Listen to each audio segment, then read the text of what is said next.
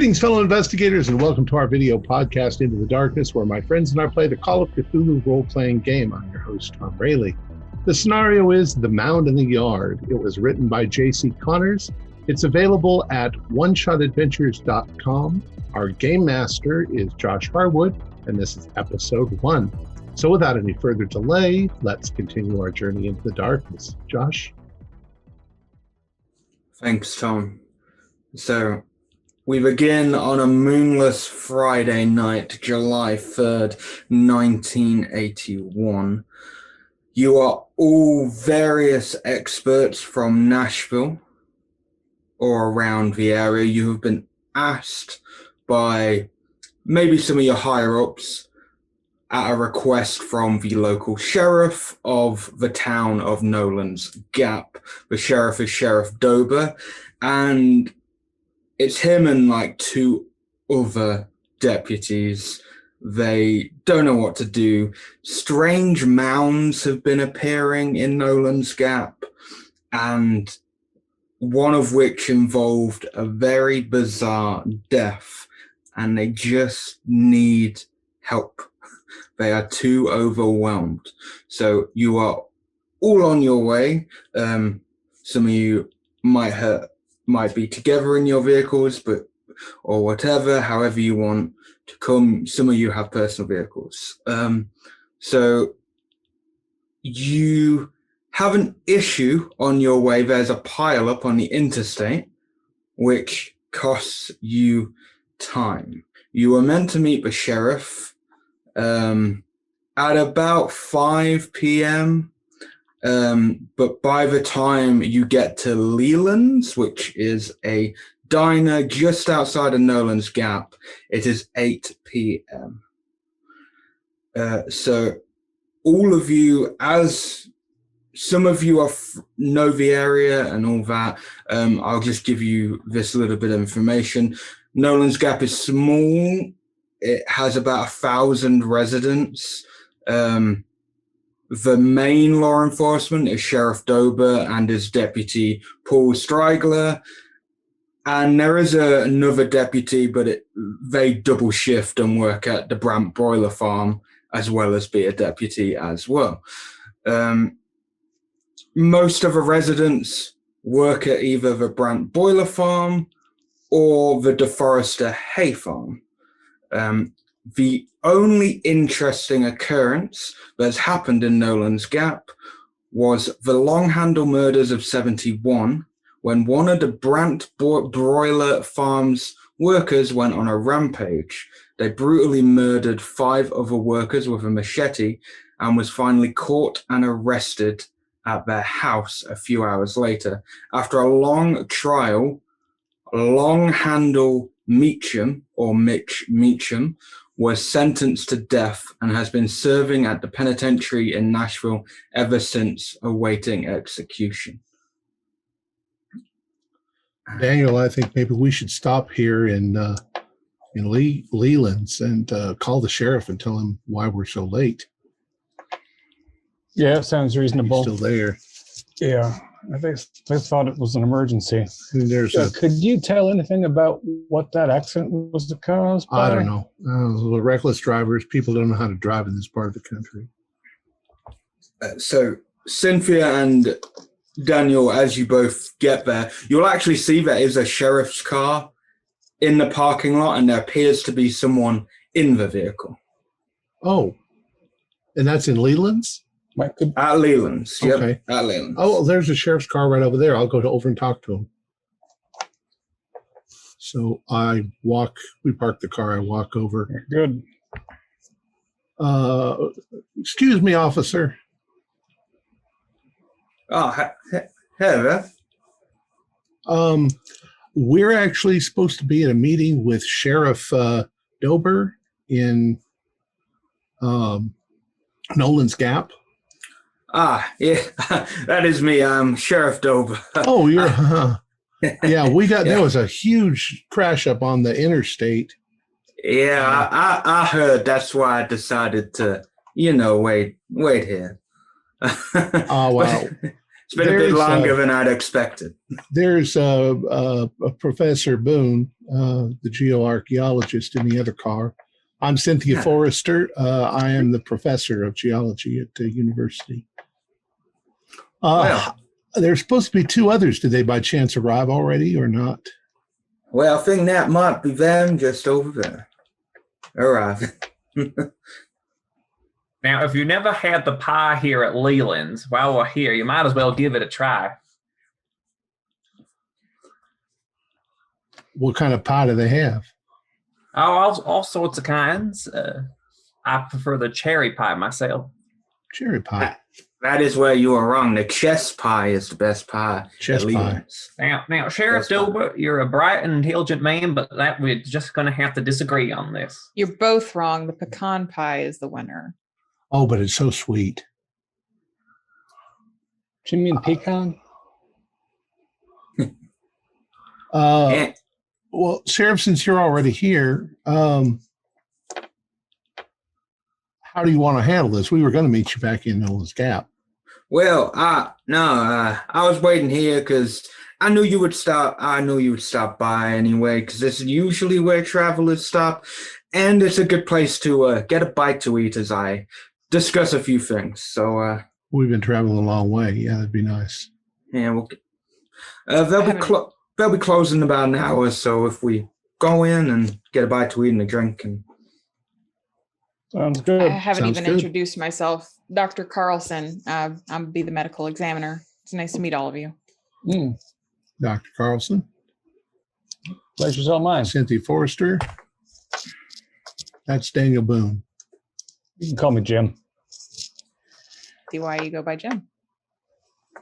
Daniel Boone thing gets old after a spell. I imagine. Where's your book knife, Danny Boone?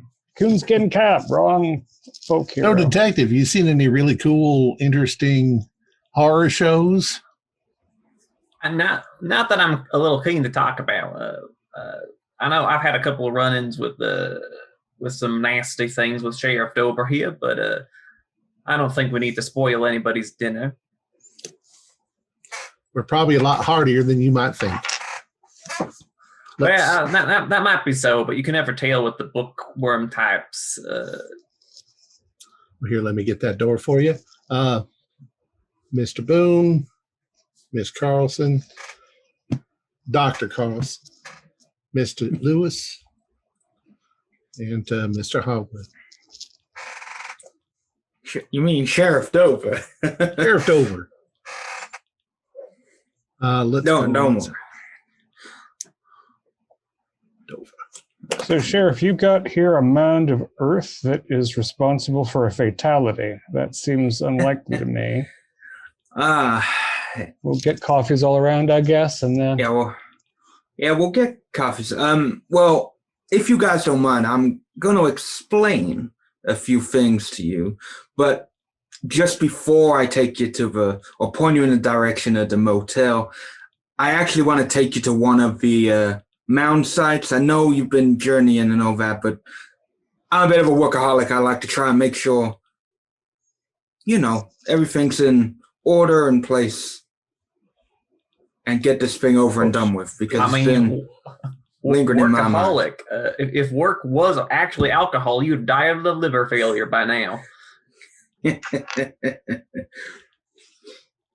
Very true indeed. Very true. Yes, ma'am. I'll have some cherry pie.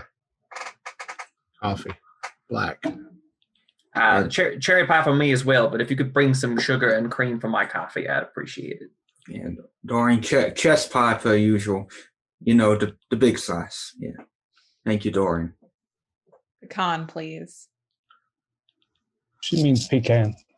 A pecan, Mr. Boone, is what you bring with you to the bathroom. It's pecan.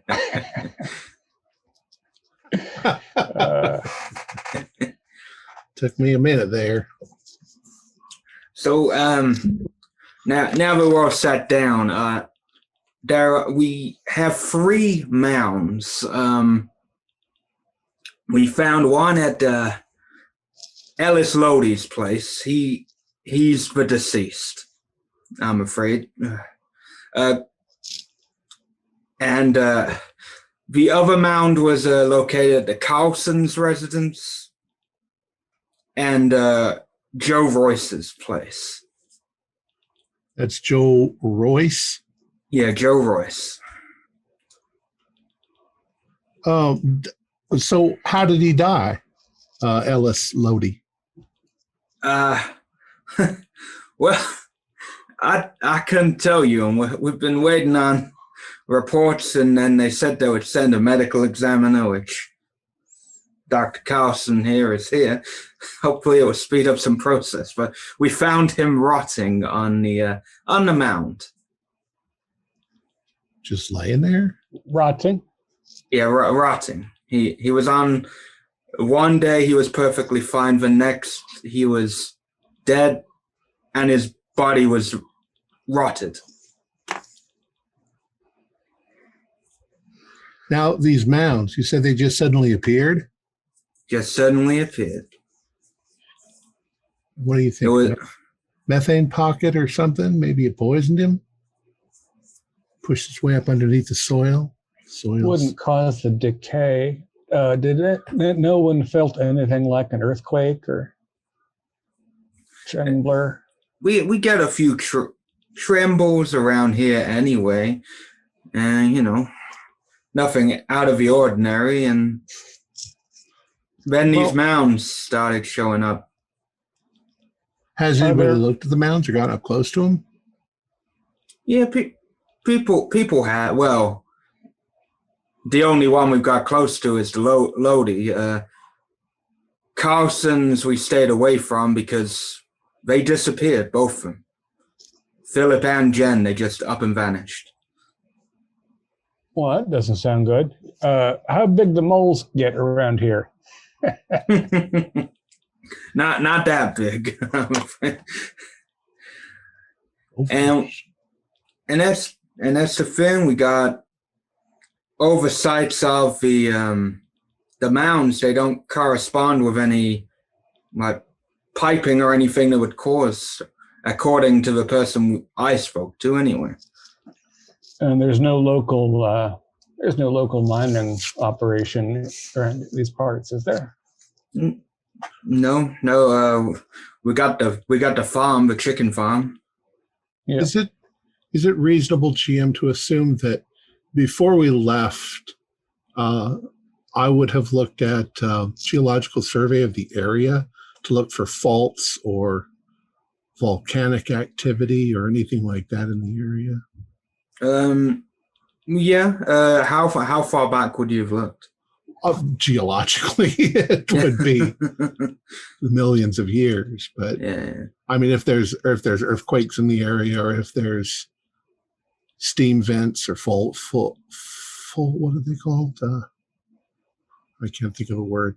Steam, where hot water is down in the ground. Yeah, I know. Fumaroles. And nothing that would make you worry. The only thing that would catch your eye is the fact that, well, he already mentioned they get trembles here, and these trembles that happen every so often have only dated back about 10 years. Okay. But no major fault line or anything going through the area. No major fault line, no. That's an interesting. And what you're calling trembles, is that the sort of thing that'll shake a teaspoon in a saucer or break a window, or just a tiny shake of the teaspoon? It's nothing worrying. We've never really worried about it. Sounds like a 3.0 trembler. So, Sheriff, tell me, what have you what work have you done in the case of these missing people? What steps have been taken to find them? Well, from what we gathered, they just upped and went on holiday. From all the evidence that we gathered on it, they just upped and left. Went on vacation. Their vehicle's gone. The house is shut up.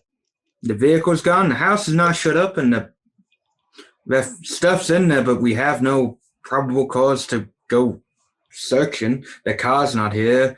A neighbor saw them leave in the car. So, And when you say these mounds appeared sudden, like, are we saying it grew over the course of a couple months from nothing to a few feet high, or? Well, about a month ago, one just appeared in Dodi's backyard. He said that he heard like a bang or something, and then when he went out, there was this giant mound in the back. So they didn't That's appear at the sudden. same time, and they didn't appear over a period of time, but just bang, and it's up there? Yeah, bang, and one was there, and then a few days later, another one, then about a couple of weeks ago, the third one arrived. Sounds really strange. How does Joe Royce feel about it when everything's been so bad for everybody else?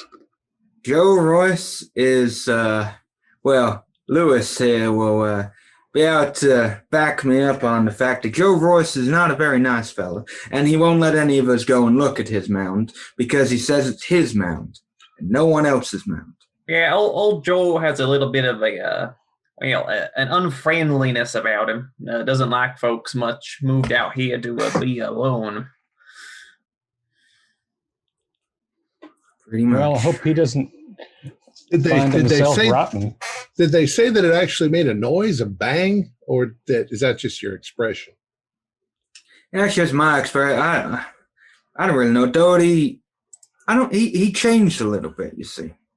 He got a bit skittish. Skittish. Well, we'll need to take a look.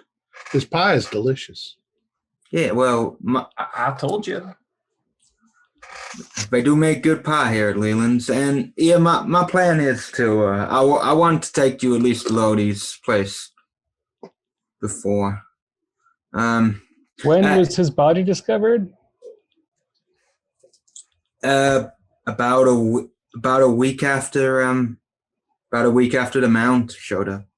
So it's not on the site currently. It's been refrigerated, I assume. You haven't seen it, Dr. Carlson. I haven't, no. Is there No. who's the local authority for these things? And That would be technically me. We're currently storing it. We're currently storing the remains at the funeral home. Well, that'll probably be my first stop then. Well, Was there a gap between the time that the people last saw him and the time they found him rotting? Like 3 or 4 No. days, or was it this next? Not even that. The day before he died, people saw him. I'm wondering if And we then- should have brought along an entomologist. And then when he turned up dead, we found him. He was decayed, rotten. Huh. Smell And it? that- These be some pretty industrious ants if it was ants or some other insect that Well, made these. I don't know, bot flies or something, but they'd still need days, wouldn't they? Before they start to rot in the corpse. Well, yeah. One of the best people to speak to when you get, because sadly, Ellis's neighbor Tolo Wachik found him first, and then called us. And her name is Tola. His name is Tolo Wachik. He's a friendly man. He's one of those Polish men. Ah. Well, I'm done with my pie. And so what I expect will be up, and I would mind a little more coffee. So how far is the funeral home where the deceased is on ice from old Lodi's house? And do you suppose we'll be able to speak to this Wachek tonight? Oh yeah. I want to take you to Lodi's tonight. Wachik is a bit of a night owl anyway, so I'm sure he'll be up for some talking. And the funeral home is Next to the library. Actually, I have a map that I just got up for you guys. So I'll just show you my little map. Good planning, Sheriff. As you can see, we're not like a big town, but I marked the Carson residents, the Royce residents, the Lodi residents, police station, just in case, I go off and have to deal with something. You at least can follow some directions. Now, are these people, this farmland these people have? Farmland is owned by Absalom Brands. He runs the boiler farm, and basically everyone works for him around here. I see. And that's boiler as in chickens for boiling. Yep. It's a big chicken farm, so you don't want to live downwind from it. I'm surprised that the 3 bumps aren't in a row, but sort of dotted around the city the way they are. Yeah, I was expecting something like the Hawaiian Islands. Yeah, you see, that's what caught me off guard as well. I'm not one of you educated types, but I would have thought there would have been some pattern to them. Yeah, I'd like to see the consistency of this thing. Maybe take a core sample. We'll probably do that tomorrow. Tomorrow's 4th of July. Are we going to be interfering in any stuff? Now, Rusty's is open tomorrow like usual. The library is going to be open till about 3 p.m. anyway. A lot of places stay open because until the night, we got a big fireworks display tomorrow night. So you can pretty much go as usual. Everyone will be willing to help. Sheriff, I'd also really like to get in the paperwork to file a missing persons report on Philip Carlson. Yeah, I can. As I said, I don't think he's missing. I haven't heard from him in a long time now, Sheriff. I would like to file a missing persons report. I'm sorry, he's a relative of yours. He's my brother. Oh my goodness. Yeah, we got to solve this immediately. When did he go driving off now, Sheriff? Not too long after his Mound showed up, a couple of days after, so looking at just under 3 weeks ago, maybe. That's a long time to go without a missing persons report. Be about the last time I heard from him, too. Dr. Carlson, if they had any cats or dogs? Would I know that, Keeper? Yeah. Probably not, because Jen wasn't very animal friendly, and your brother is a bit of a miserable person. Okay. I know plenty of miserable people with animals, but I'll let that be for the time. I know. Very true. Animals help the miserable. Well, I'm insanely curious now. Well, ma'am, if you could fix me up 2 egg salad sandwiches to go. Oh, that's a fine idea, Detective. Yeah. Can I get listen rolls from all 4 of you, please? Oh, let's see how big my ears chicken are. salad being prepared. I've been asked. My request has made it so I'm not really listening to what's going on anymore. I have orange cloth in my ears. Gave Detective me a Lewis is kinda... just really loud. Wait, none of us made it. Let's see if the sheriff. No, the sheriff doesn't hear it either. There's all that silverware clattering while they get our to-go orders. Okay. Did y'all hold down on that silverware clattering so that we could hear what the hell's going on? So, as you guys are all chatting and all of that, you're continuing. Lewis is doing what he was ordering, whatever he was ordering, and then all of a sudden the doors just swing open, and there is a young girl. She's got a bit of blood on her shirt. Oh, good heavens! What happened to you, madam? Sheriff, help!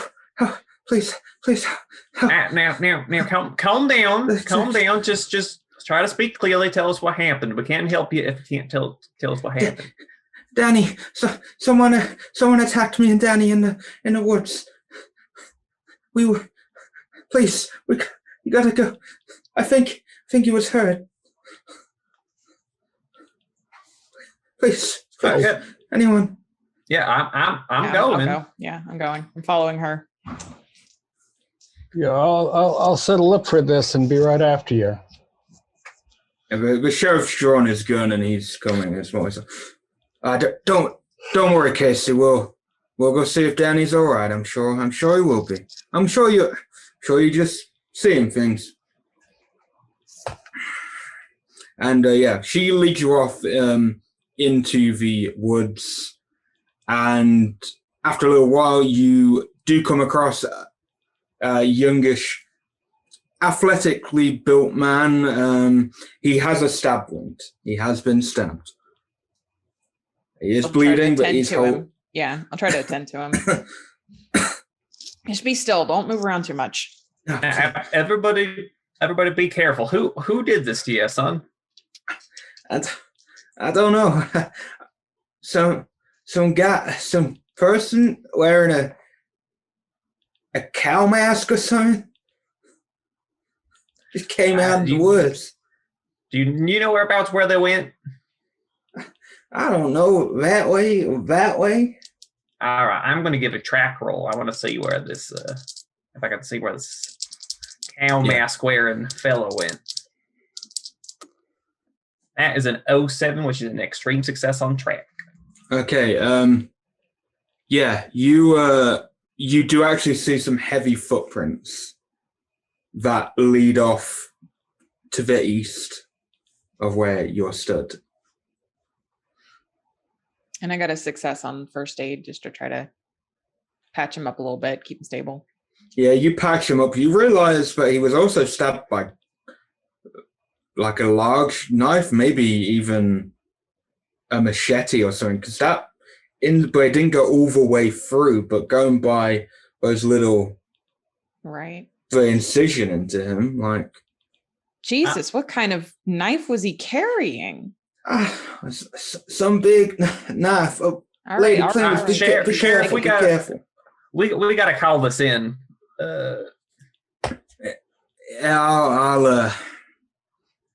I'll get on it. Here, go back with the doc and take the this young couple to a hospital or somebody. I'm gonna go see if I can't find this find the person who did this. They're dangerous. Give me a second to get my machete from the car. I'll follow you, detective. What's the crime rate like here, Sheriff? Very low. The last time we had something big was 1971. Other than that, it's just been a bit of egg thievery. Shouldn't we wait a moment for the sheriff because he's got a gun? No, Detective's got a gun too. I'm going to go back. I'm going to get my long arm from my car. The sheriff is going to take these two and the medical examiner to a medical facility to help these people and call it in for backup. But this person is dangerous, and I don't want them hurting anybody else. I'm going to see if I can't find them now. I have to be the bearer of bad news, Detective Lewis, but our backup is me and Stiegler. Well, Stiegler ain't here, is he? Well, I'm trying to get hold of him. Stiegler, you coming in? Stiegler? Paul, I bet he's gone for a walk.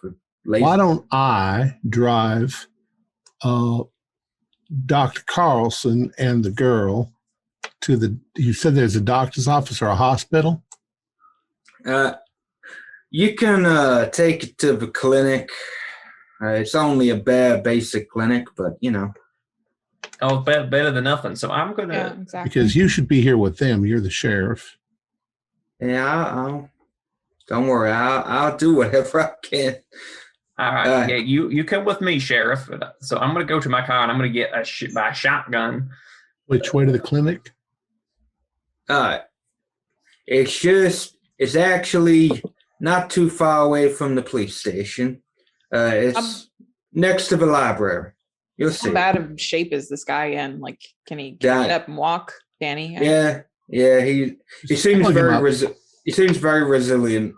Okay, all right. You Just make think, sure he's not like critically injured. Going by the jacket he's wearing, it seems like he may play for a football team or something like that. Okay.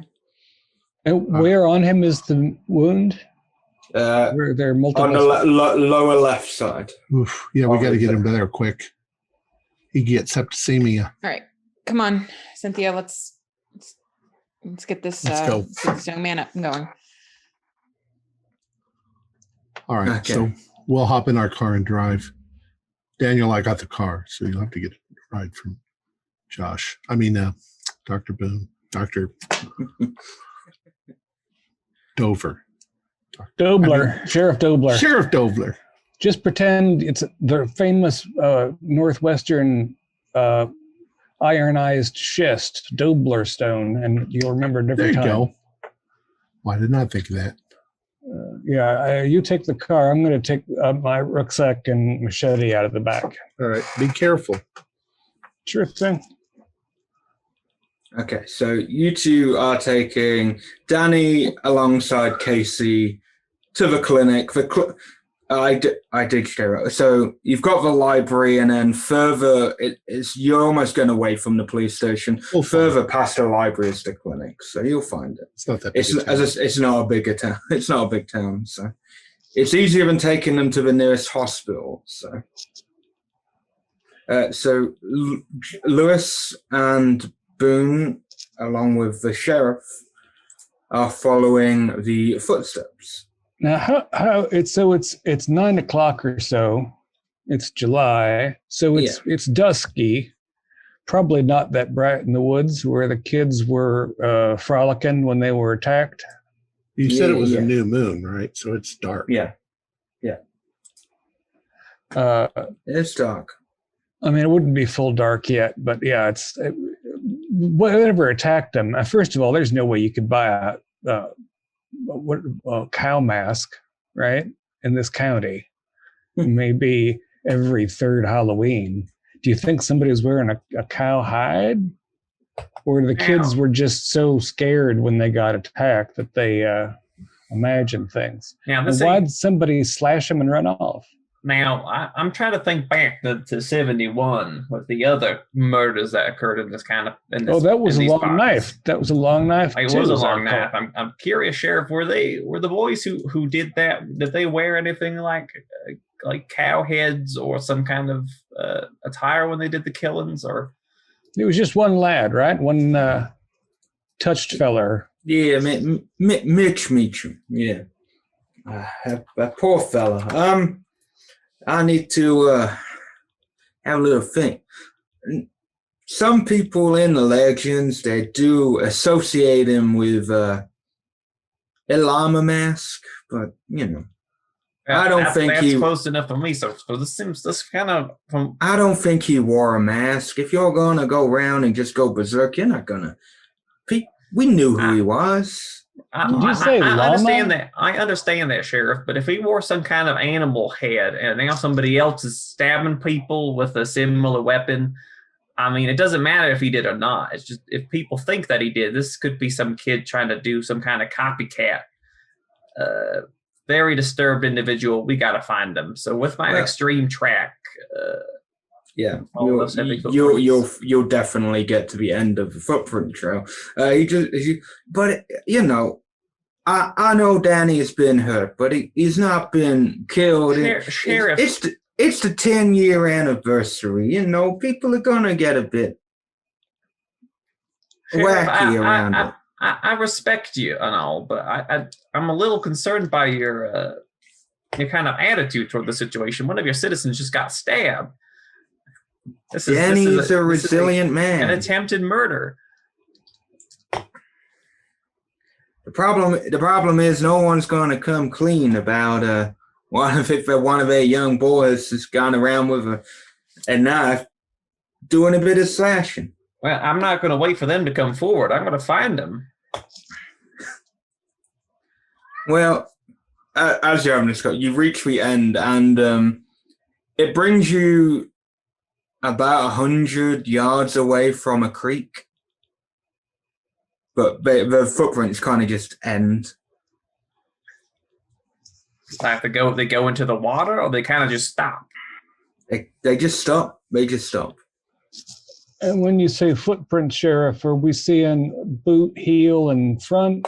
They're proper heavy boot prints. Are there any further tracks that they've removed their boots and started walking, or they just you don't see any other prints. However, Lewis, because you got a track, even though it's technically cast spot hidden, but you got an extreme on your track, so I'll give you this. So in the very, very far distance, probably the other side of that creek, you briefly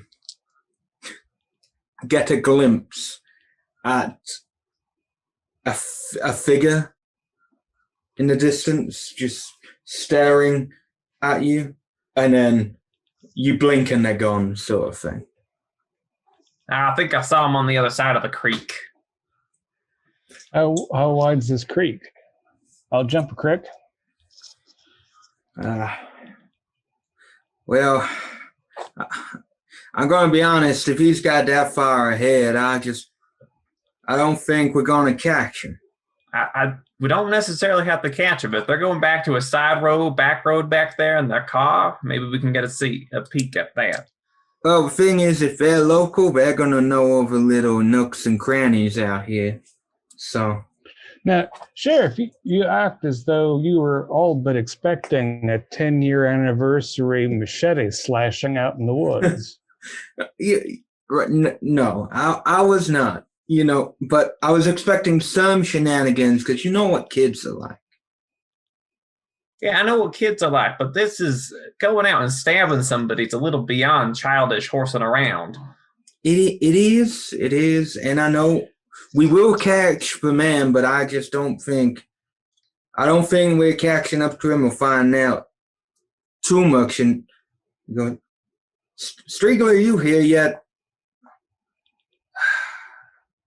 I bet he's eating that damn donut, the fat man. Jesus Christ. Seems more like Deputy Straggler. Sheriff, is this the first time that there's been a copycat machete attack? We've had a few kids in the back, like, running around the streets and then putting a machete into one of the posts. But nothing like this. Some little threatening remarks, but, we get it. The long-handed killer is some sort of folk hero in these parts? It's more of a scary story you tell to your kids, but... So he's a boogeyman that kids like to act out as.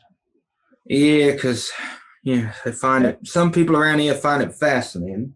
And we know that Meacham is still on death row, do we? Yes, but he is definitely in that penitentiary. 100%. And when... Were you on the force at all when they took Meacham in? Of course I was. I'm no spring chicken, my friend. All right. Well, do you remember when he was captured, tried, and incarcerated? Did anybody come up with his llama mask? I was the one who arrested him. Oh, congratulations. All the more surprising you seem so uninterested in this particular attack. We didn't find the mask. We didn't find this supposed mask people are on about. And I'll start worrying when it starts hitting the fan. I just need to I don't want to go through the stress of all those years ago. If we found him dead, this would be a different story. I'd be running right across there trying to chase that guy. But he's not dead. He's fine. He's had a little nick. Maybe it was just harmless, maybe not. We just have to be a bit more vigilant. Detective, when you said that the sheriff was a workaholic, you were referring to somebody with an excessive work ethic, were you? That's what I meant when I said it. Sheriff, let's get back to town. Let's go look at these mounds of yours. And well, Yes. But we just have to be vigilant, okay? I don't intend to turn my lights out tonight in the motel room, I'll tell you the truth.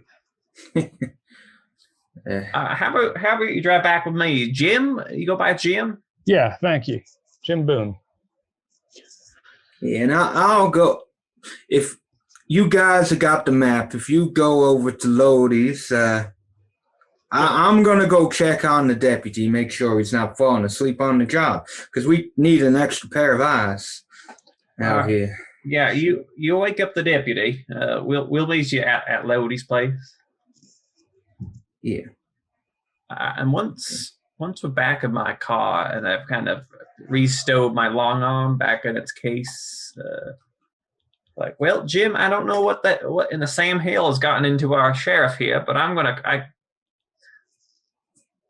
excuse me, as we're driving in, I'm gonna ask on the radio, like back with the state police that I'm with, if there's been anything like a fugitive. I'm trying to see if this Meacham fella has. No, they haven't heard of anything at the moment, but they get loads of things going through that they siphon through.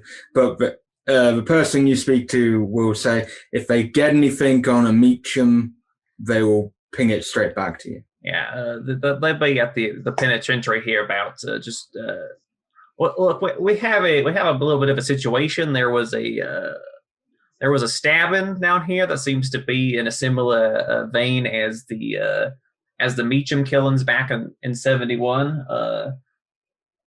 If you could send down another trooper at some point down here, I'd sure love some additional help from. Yeah, I'm hearing you. We'll try and get someone, but it might not be to the 5th of July. You know. Better the 5th than never. So, all right. Thank you. Detective Lewis, do you, know the sheriff well enough to have an opinion of him. Has he got sons of his own? Keeper, does he have sons? He has 2 sons and a daughter. He's got 3 kids, 2 boys and a girl. Now, if you thought your dad were the hero who caught the long-handled killer 10 years ago, and you had a mite of a screw loose, do you think you'd pick up a machete and go and beat up the captain of the football team in the woods? Maybe if he liked the girl that he was with or something? Well, if the sheriff does have if one of his boys is doing this and he's trying to cover his tracks and he's not half the man I thought he was, I've been mighty disappointed. Like he was covering something up. He was acting mighty strange, mighty strange. I wanted now that you mention it. People getting stabbed by machetes is not what I would call a normal Monday or Friday night activity. This is not just any other day of the week, but he's just pretending like I'm complaining about it raining. No, I wouldn't be at all surprised if kids were throwing bottle rockets and M80s into trash cans and knocking off mailboxes. A machete attack, 2 people injured, that's nothing to take lightly. Yeah, a little bit of reckless fireworks. Yeah. So as you 2 are having that conversation, we'll go over to the others as you reach the clinic. All right. Yeah. Well, before we get to the clinic, can we talk to the kids? Yeah. Yeah. What did? Can you tell me anything about what happened? Casey, Danny, Emmy, anything? Casey starts and she's like, we were having a bit of fun just before we went home because you know what parents are like. Of course. We just wanted a little bit of alone time. Everyone goes to the back of those woods behind Leland's. It's a good spot and known for that. But then I heard some footsteps. I looked around. Nothing was there. And then Danny pipes up and said, then I saw someone. He was just staring at us. And I was like, we get pervs around quite a bit, just, what it's like. People know the spots and Sure. you get a few of those young kids. So that's what I just thought it was. And, then next thing, this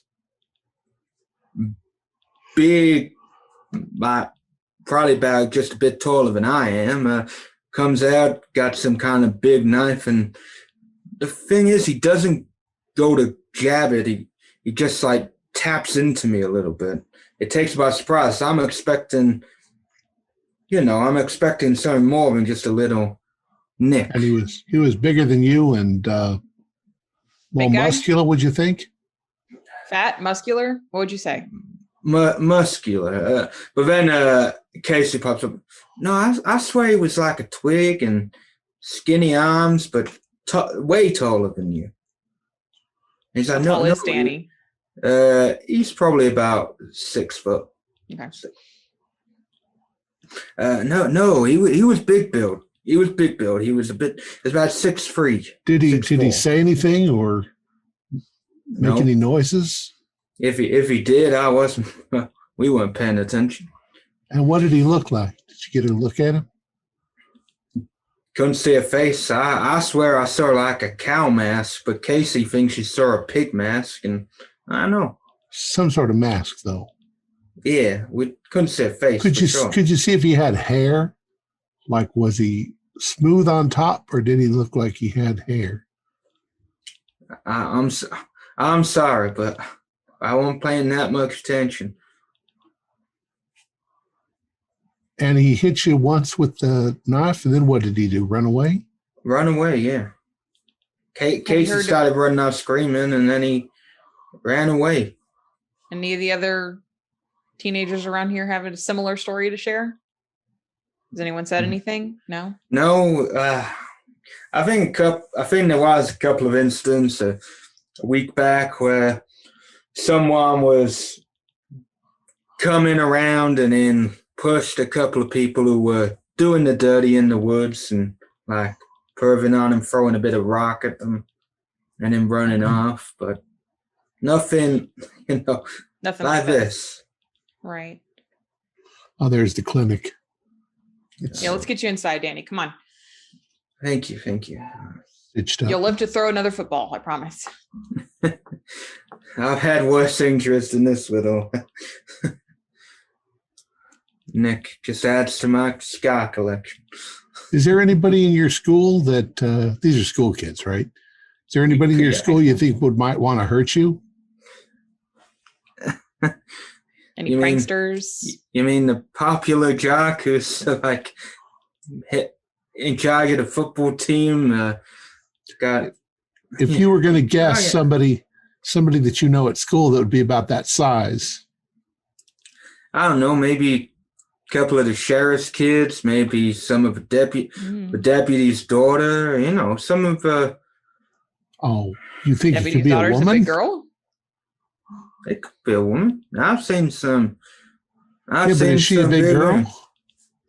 Well, the deputy's daughter, yeah, she's a big girl.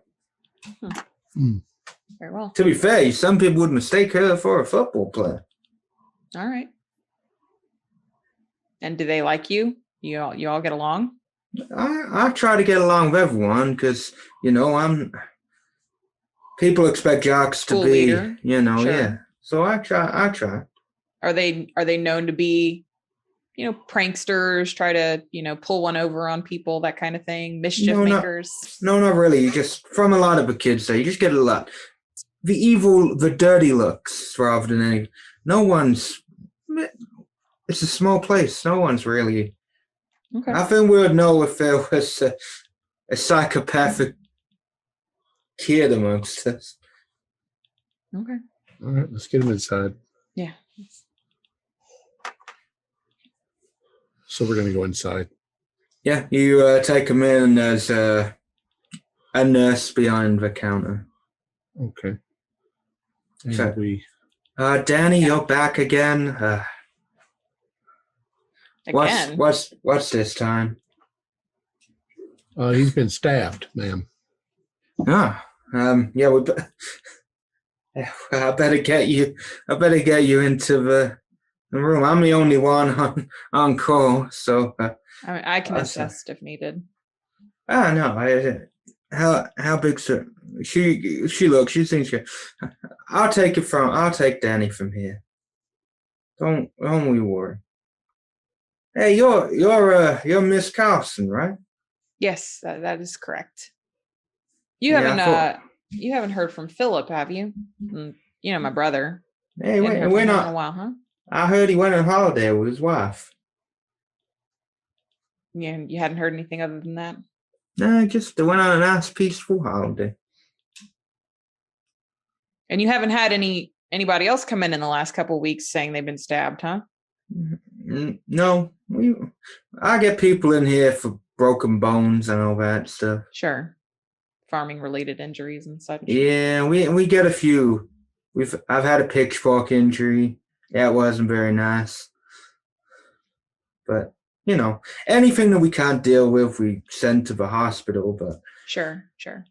Yeah, I deal with most.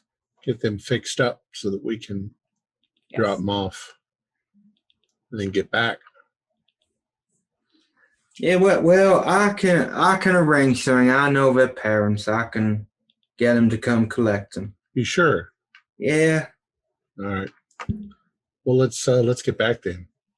What are you thinking? Should we go try to meet up with the rest of the group, or should we maybe take this to the funeral home? And I'd like to get to the funeral home. I don't know how much help I could be in tracking down this. Well, I just figured if we got back to where they were, Okay. if the sheriff's car is still there, then we can wait for him at that. Sure, we can do that. I don't know where this Ellis's farm, Lodi farm is. So I would probably know. Yeah, I can save it. We could just save it. Maybe add 2 maps that you just add a couple of maps. And if I grew up here, one more detailed than others. Well enough, and anyway. and you would definitely know. You grew up. Right. You would know majority of the area. Right. Do you want to go out to the Lodi farm then? And yes, that was where we were all kind of headed anyway. And I don't know how much help either one of us would be in the pursuit that they were. Yes, I'd like to see these mounds. All right, I would too. So we'll go to Lodi farm. Okay. So for purposes, you'll all reach Loti's farm. Well, Loti's house. And all 4 of you are there at the same time. You get that kid squared away? Yeah, he'll be all right. He'll pull through. He'll be fine. The nurse was fixing him up. I'm going to pull everyone aside away from the sheriff for a minute and just mention casually. Sheriff's not here. Oh, okay. Sheriff's not here. Got it. The kid said the description of the person who attacked him might match some of the sheriff's kids. Seemed like that was the best estimation he had. Or the deputy's kid. Or the deputy's kids, yeah. Or the deputy. Yeah. Detective Lewis pointed out that we can't find the deputy himself. And the sheriff sure wanted nothing to do with bothering to try to intercept the attacker. Yeah. Something's going on here. Sounds to me like the sheriff is trying to moderate the situation because he's got information that he's not telling us. I believe he might have some kind of tie to whoever did it. He seems to be very casual about all of this. You have a person that no one's heard from in 3 weeks, and you just blow that off. You have people who've been stabbed, unconcerned, dead bodies. Somebody who's dead. Yeah, exactly. He thinks it's just another afternoon. Yeah. So we're pulled up in front of the Lodi place, and the Wojciech place is across the street. Are there lights on? Wojciech's the lights are on. I would say the Lodi's house is small. It's a 1-story rambler. The porch is unpainted but looks newly built. And other Other than that, it's just there's a pickup truck on there. It looks dirty, but there's no one there to deal with it because Lodi is deceased. I suppose we should go mosey on around back and take a look at this mound. Yeah, there's two things that aren't falling into place. One is the mound suddenly appearing and the body suddenly rotting. Somebody may be lying to us. Right, we're gonna detective. If you'd go and ask the neighbor if he'd like to show us his the late Mr. Lodi's property, he might be able to clarify something about the timeliness of the mound and what time is it? Goings on. We could say it's probably coming up to 10 p.m. So. But I mean, the sheriff said that Mr. Wachek was a bit of a night owl. Yeah, and the lights are on. The lights are on at Wachek's place. So. Well, let's walk around back and take a look at the mound first, and then see what we're talking about. Here. Yeah, and I know you guys are just here to look at these things, but with that person still out there, I'd feel much more comfortable if we all just stuck together. All right. Well, that was what, miles from here, where that took place? The whole gap ain't nothing but a mile across, I'd say. It's not that far away, Cynthia. And I mean, how have they got up there? They could have had a car. There's plenty of side roads and forest roads. So, all right. Well, let's stick together. I'd still like to. I'm really curious to get a look at this mound first. All right. Well, let's go take a look. Okay. So yeah, you go round the house. Can I get a spot hidden roll from you as you're just going around the house? 46 is a pass, but it's pretty close to being a failure. Okay, Lewis, I will just say very quickly, Sheriff did give you the stuff so that you can get him on the radio, so you probably have a radio on your person to get used to get hold of the sheriff. So did everyone pass? Yes. Yes, I got an extreme. I have had 2 rolls and 2 failures. Okay. So everyone who passed, you will notice as you're going around the house that one of the windows seems to be broken from the outside. And the window itself is open, but it's broken. It looks like we've had a little bit of a break-in or somebody throwing something through the window here. Maybe just a squatter or some kids, but caution for sure. I'll shine my flashlight through it. Yeah, it seems to be a small bathroom. When did they say this body was found? Didn't he say like a week ago? No, it was about a week after it was found. So that happened a month ago. So it's been about 3 weeks. Yeah, nice fresh cadaver for you to look at. Yeah. That's all this is. Well, I was more concerned with trying to confirm whether they're telling the truth or not, because someone knows something and they're not saying it. I can generally read people, but I was a little off guard with the sheriff. I wouldn't expect him to be lying to me. So does it look like somebody's been through here, or is there like a brick, like somebody's just thrown something through? So you are shining your flashlight through, yes. You do see dirty footprints on the tiled floor of the bathroom. How fresh do they look? Relatively, and there's several sets, like they come back and forth. Yeah, somebody's been going in and out of here. Well, maybe we should take a look inside after we see the mound. That seems reasonable enough. Hope he didn't have no relatives who were hoping his shampoo would be intact as part of his will and testament. I don't know why they wouldn't go in the front door. Is this window visible from the Wojciech place? No. That's why. Well, bathroom windows are fairly small. Pick a bigger one. Right, but if they're trying, I mean, as Jim just pointed out, they're trying to avoid somebody watching them. This is the neighbor won't be able to see this.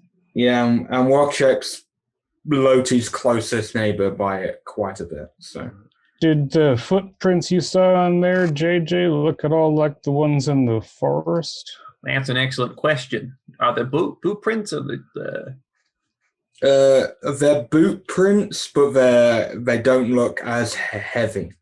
They're lighter. I mean, they're both boots, but these are lighter than the ones that were out in the woods. But I imagine everybody who works on the chicken killing farm has boots. As well, and they'd have plenty of reason to be in mud. And worse things. All right, let's see this here mound. Okay, so the 1 acre backyard is ringed by an old split rail fence. In the middle of this yard is a fetid, car-sized mound. It appears to be composed of moist earth, detached roots, gravel, worms, and clumps of noisome feel material that gives the entire pile a strong stench of ammonia and decay. Wow, this is not what I expected at all. No, sir. There are garden tools scattered around as well. So this looks more like a big pile of something. Yeah, it looks to me like Alice Lodi went off his rocker, maybe on bad corn whiskey one night, dug up all the fecal matter he could shove into the back of his pickup on a tarpaulin, made himself a little... did you see that movie a couple years ago, Invasion of the Body Snatchers? Fella tried to make a mountain out of his own mashed potatoes. That was Close Encounters of the Third Kind. Right. I'm going to go over to see if there's a garden rake, the metal ones with the teeth on it. Yeah. And pick that up and come over and rake at this thing to see like more of its composition going in. Okay. From Cynthia and Jim, can I get a geology roll? Or anyone can give me a natural world roll. Oh, one. I am the geologist. You are. Regular success for me. My dice are in a fit of pique. Okay, so Jim, you'll pick up on most of what Cynthia had already picked up, but Cynthia gets a bit more. So, Cynthia, you come to a conclusion that this is highly unusual. This is highly unusual. You don't know how this has erupted because of this part of the state, which is usually known for its clay-heavy soil. There's little to no clay in the soil. Okay. So this is well-aerated loam. It doesn't look like, and you said there were worms. Yep. And closer inspection, this doesn't look like someone's just piled it all on. It does, looking around, it does look like it's just shot looks up like out it was pushed up from underneath. Yeah, it looks like it was pushed up. It has characteristics. It has the structure. Right, it has the structure of ejecta. It's also not only is it not largely clay particulate and stones, but it's full of noisome matter. It's an unpleasant, unfinished sort of compost vomited up. Right. Yeah, to get like a more in-depth like excavation start, it would take you a few hours. You'd be able to do it manually, but it'd take you a few hours. Now, if I pick at the side of it, it's shaped like how tall is it? Like a soup bowl upturned, or is it taller and thinner, or broader and flatter? It's about as long as a car, but it's a bit taller than your average car. All right. So it's several tons of matter. Yeah, I'd really like to get in and dig into this and see what's underneath. I'm wondering if there could have been like a cave or something that had methane gas that popped, exploded, pushed this up out of the ground. Something. It could be an underground waterway that was carrying some sort of sludge out of a... I don't know why it smells so bad. Yeah. That's anaerobic bacteria can be nasty business, especially once they start rotting in the air. Yeah. Well, yeah, I'm going to start picking at it with a shovel and a hand trowel, and I'm looking for also. Can't see very well. You want to come back in the morning? Well, I've got a headlamp. What do you think? I'm a fool? Yeah, still see better in the daytime. Yeah, I just want to see if there's crockery or teeth or other something that would say this was landfill at one point. Yeah. So you're gonna properly dig in. I'm gonna start digging. I'll do the same thing. Yeah. Okay. You dig. I'll rake it back, and with both of you, you can definitely get somewhere in about an hour. It'll take you about an hour because you are doing it manually, and there's a lot. So, Ronnie and Lewis, what are you two doing? They've started digging. I'm watching the house. I mean, I'm trying to see if whoever this person is comes in or out. I mean, we don't know if they're inside. Detective Lewis, do you want to go? I can't deal with this smell. Do you want to maybe go inside and see if whoever came through is still there? Yeah. We'll go. You just stick right behind me now. All right. Dan, you better be careful. We got to make sure that we can get away from this thing quickly. If it's got some poisonous gas or something, you start to feel dizzy. Let's make a run for it. Yeah, I don't think it'll take us unawares, but why not just put something on? Just a little. Don't want to get the splatter on my face much anyway. Right. That's not a bad idea. So is the back door locked? No, actually, no, it's not. There is a police tape around it. All right, well, it's not locked. I'll duck underneath it and I'll break in through window if the back door's open. So I'm going to open up the house and I'm going to call out. I'm like, state police, if you're in here, come out. This is a crime scene. An active investigation.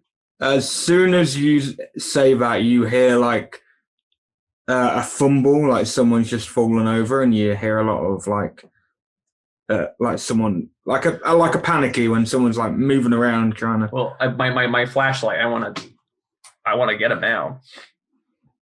Yeah, following that noise, it leads you to the bedroom, and there is someone there who's heading towards another door, which, going by how you saw the bathroom, that must be the bathroom that they're going into. All right, well, I have a taser out. And I'm like, freeze, state police, don't move. Okay. And if they keep running, I'm... Okay, you threaten them with that. They'll put their hands up easily. Right. By the way, the house smells of fresh dirt, and you notice there were stains and that all over the place. All right, now get on your knees. Clasp your hands behind your head. Yeah, officer, yeah. I don't recognize your voice. That's because I'm with the state police, Tennessee State Police. Yeah, you both of you will see there's a needle hanging out of one of his arms. I was just a squatter detective. I'm doing nothing here. I was just passing by. Passing by, huh? Passing by, yeah. You just decided to track mud through this good man's house?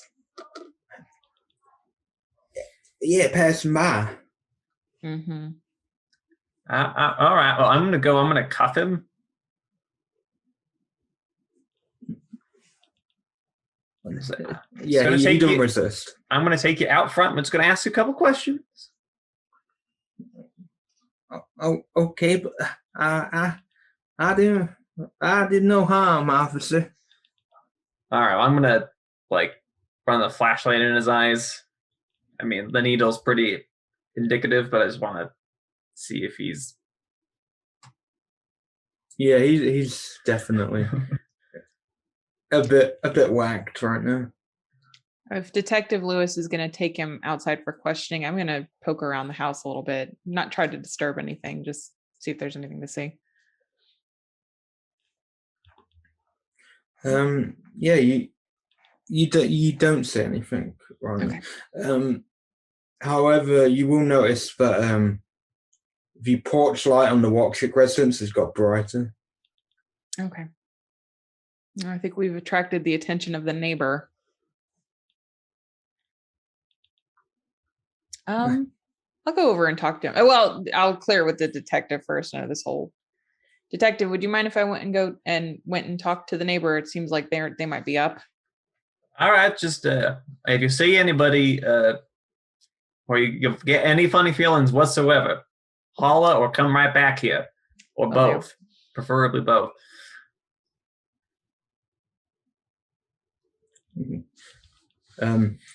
Lewis, you noticed that whilst you were just speaking to Carlson, the junkie is trying to crawl away a little. Yeah, no, I got a hold of him. Okay. Yeah, so you could feel that him trying to get away. Yeah, no, so I'm gonna pull him out front. Okay. What's your name, son? Jay. Jay, do you have? I mean, that's your Christian name. Do you have a family name? I'm Jay. Just Jay, huh? You got any identification on you, Jay? Yeah, in my wallet. Where's your wallet, Jay? Back home in the pig. Back home in the pig, huh? In the pig, yeah. Now, where's your home, son? Anywhere and everywhere, officer. Now, Jay, I get the impression that you've broken in through a window and you've been staying here. Is that correct? Who would break in through a window and stay somewhere? I think you might. But I'm just a passerby. I heard some commotion and thought I'll come check it out. How long you been here, Jay? Yeah. I just got here like 2 minutes ago, and then you assaulted me. 2 minutes ago. Can you do me like a persuade roll, Lewis? An 09 is an extreme persuade. Okay. Yeah, so as you continue to press, he just suddenly he starts crying a little bit. Starts crying. So, okay, officer, I broke in a couple of days ago. I wanted a free room. Just for a few months while I got myself, back on my feet. Well, I mean, are you familiar with this here residence that you've taken up? Yeah, it's Ellis. He died. I was a friend, and to be honest, I only heard he died a couple of days ago, and I was like, free real estate, so why not? I mean, I'm glad to see friendship is still strong down here in rural parts of Tennessee. Now, son, Yeah. Do you know how he died? Not a clue. I assume it's to do with that big thing in the back. Everyone seems to be coming by. Who's been coming by? Last night, I saw a man, baseball cap. He was filling the box. I was just watching from the window. He's filling the box with dirt from the pile. Wait. Tall man. Do you know who? Do you recognize him? I wish I could be more help, officer, but I was a little bit preoccupied. I understand, but so have they come more often than the one time? Nah, I just seen them the once. It said I want to be a couple of days. And anything else peculiar? Well, I have been getting a few nightmares. The house is not very nice. The house isn't that nice. And I've borrowed some other residents for a couple nights and then nice peaceful nights. But this one, I have nightmares. I don't know. Maybe it's dead men in the back or that thing. I don't know. Now, have you noticed anything else peculiar aside from the mound and the dreams and the man with the baseball cap in the box? No, nothing at all. But officer, I swear I'll just go somewhere else. Can you let me go? Well, since you asked nicely,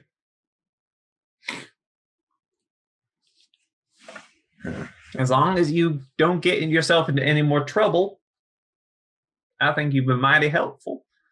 If you see this baseball cap man again, if you would, and you see me, if you would kindly point him out, as a favor, I'm letting you go. I'd expect a little something in return. Yeah, officer. Yeah, I swear, I'll help you out if I see him again.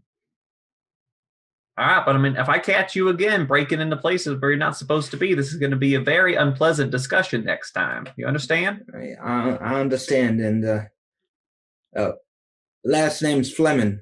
Just Fleming. So you know. I thought you had a family name. Couldn't it just be Jay?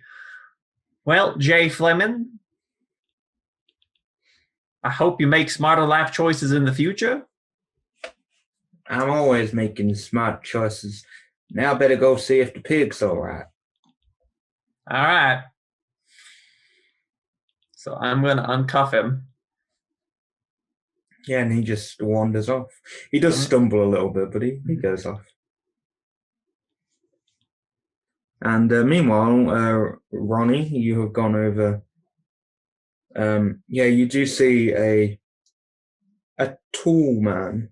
He's got some hair, not loads. And yeah, he's there, and he goes, "Hello, miss." Yes, I'm Dr. Carlson. I'm part of the team investigating the death of Mr. Lodi, your neighbor over there. And I was told you were the one that found his body. Is that correct? Yes. Lodi is a dear friend of mine. He moved in like 6 months back. He's been renovating the house. Oh, so you didn't know him very well. Was renovating the house. Right. I knew him before, but we became more friendly because I'm a civil engineer. I'm well retired anyway, and I decided to help him with the porch and all of that.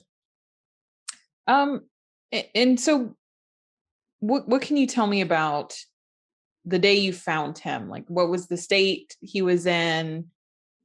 What did it look like? Anything you can tell me about it?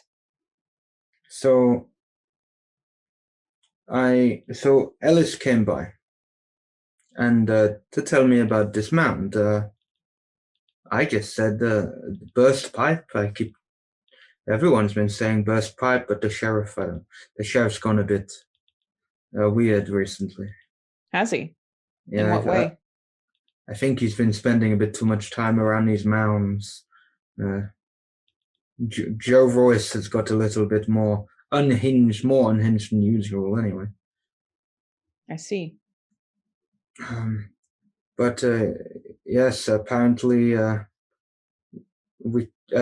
Ellis or the sheriff checked with the county clerk, and sure there was no burst pipe in the area.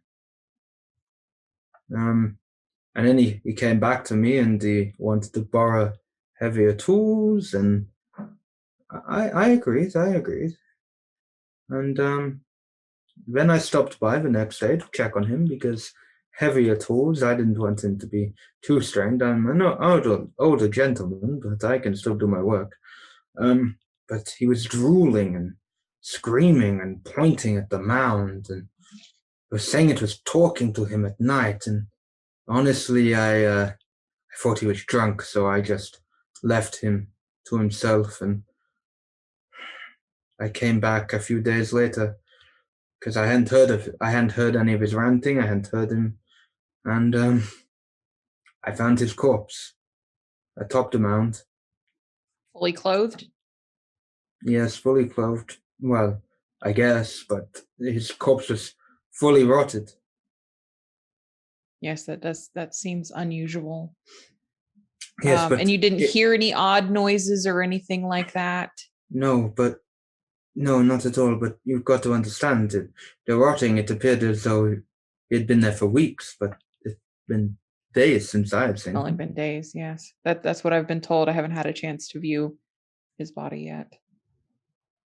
But and have you heard any similar occurrences around town? I know that there's these other mounds.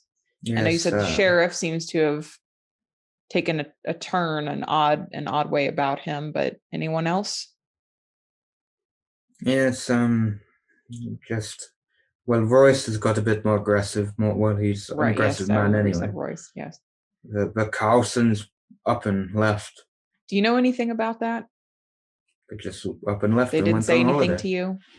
Well, no, I don't really speak to many people, Lodi mainly, but right. Did. I think he left a letter with his boss, Philip. I know he worked up at the boiler farm. And Jen worked at the school. That's all. And I have a question for you. You said that the body was in such an advanced state of decomposition. Were you just assuming that it was Mr. Lodi then, or how did you recognize him? To be fair, I recognized him from the fact there were odd socks. The only one in this odd sock. Interesting. So by his clothing. Very well. Yes, it sounds weird, but it's the only. I don't see many people, so he's the only one I know who constantly wears odd socks. And it's always a light sock and a dark sock. Mm-hmm. It's never two dark colors or two light colors. And have you noticed anyone or any activity in and out of Mr. Lodi's house at all, or any activity there aside from the police? No, I haven't. But there's quite a gap between us. Anyone can come from any angle to the house. Mm-hmm. No, but I don't know. Maybe people came to check the mound. Maybe the county clerk sent someone. I don't know. Anyone could have come by. I don't. I notice when I hear the noise, but other than that, I keep to myself. But I just think they're all caused by burst pipe, because there are the sewers, but but apparently not. Logical approach. But apparently not. That is not the case. Apparently, according to the sheriff and Ellis, when he said they spoke to the county clerk. So did they say anything? Any ideas of what it was, or that it just wasn't burst pipe? That it just wasn't a burst pipe. Very well. Well, I appreciate you taking the time to speak with me, sir. I hope you have a good evening. You are welcome. Yes, you too. Andy, he says goodbye, but he doesn't say it in English. He instantly goes to Polish for some reason. Okay. He says goodbye in Polish. I'll rejoin the rest of everyone else. Okay. So by that point, Lewis will have probably had said Jay's walking off. And you two are back together. By this point, we can say 30-40 minutes have gone by, so I'll come to the other two. So he's digging, and as he's pulling stuff out, I'm raking it out so that we can see in our flashlights, what's the composition? Is there garbage in there? Is there plants? Is there there are roots. or There's just rocks and dirt? Lots of roots, lots of dirt, some rocks, worms. Can we guess which roots these are? Roots to trees nearby, or You would assume there's quite a lot of trees nearby, so right. And the worms, they seem healthy. They're bright in color, slimy, wriggling around, escaping light. Yeah, they seem healthy. Yeah, they're wriggling around. They're fine. And I'm sort of troweling out a column to see if there's any stratification. Does it seem like it's all uniform stuff, or does something change after I go down a bit? Or so, the more you go down, how far in feet have you gone down? Because I'm using a trowel. If it were the flat ground, I would be doing a core sample, but instead I'm doing the side, and I've probably gone, in 40 minutes, 2.5 or so feet. I'm trying to keep a fairly clean line. Okay, I know it's a bit, so no, everything seems like that composition. And again, the strange thing is that you're not seeing any clay in this. You're not seeing any clay. I mean, if this breaks down for a couple of seasons, you're going to have some nice, healthy loam with these worms in here. Yeah, looks like real healthy compost, except it smells, again, a little anaerobic. Yeah, like the worms ain't doing their job. I still want to know what pushed the damn stuff up. Yeah, maybe we'll get a machine in tomorrow and look for a hole that come up from. Yeah, I guess maybe a burst pipe, but there'd be water gushing everywhere. It'd be ongoing. They don't heal themselves. Are we finding decaying matter that looks like nannerpeels or corn cobs or dead animal skin? No garbage. It's earth, but it smells bad. Yeah, from how far you're going down all that layer, you're not seeing anything like that. Nothing. Maybe tomorrow we get a shovel and dig down. See if we can find out what's down there that pushed it up. Yeah, but this definitely just seems like you won't, if you're not digging up the whole, like you're not going to bring up the whole mound with just a section. You could easily do it just with a shovel, and between you both, dig right on the edge of it down. See what we can find. I kind of want to dig a wedge into the center and see if there's a hole with more material emerging. But if you want to do temperature that, like? You can get machinery from the farm, or the sheriff would be able to get you some to help out. But the temperature, is it hot? Is this hot sludge or cold sludge or evening temperature sludge? It's evening temperature sludge. It's a pleasant temperature. Yeah. Well, I'm baffled. What do you think, Cynthia? Well, until we get down beneath it, I would say that it couldn't be anything more than 3 or 4 feet down that would cause a mound like this. Otherwise, it would have made a far more flat mound. Yeah, this is a very vertical seeming eruption. That's very odd. Where are supposed the other two off to? All of a sudden, Lewis, on your radio, you get a call. Lewis, Detective Lewis, it's Sheriff. Over. This is Lewis. I'm reading you, Sheriff. Over. I had to go check on the kids and that, but I finally got to the station and I need you here, please. What's going on, Sheriff? The deputy, he is no longer with us. I'll be right there. all right, so I'm going to go around the back. And I don't mean to alarm anybody, but it seems the missing deputy is KIA. The sheriff wants me to go down to the station. If anybody would like to accompany me, or if you're I'll come with. If you're content to continue digging at your little mound here. Yeah, I'll come with you. Probably want a medical eyes on it anyway. Well, I personally don't want to get so completely filthy tonight. Do you want to go with them? Yeah. We'll bring our car. Well, we'll meet you there. We'll bring our car. All right. Yeah. We could wash up in the deceased residence. Yeah. Just our hands. It's worth mentioning you're not the only ones who have been out here digging at this here mound. Really? Yeah, there was I chased a squatter out of the house. That's a young boy who had broke the window, and he said that there had been a tall man with a baseball cap.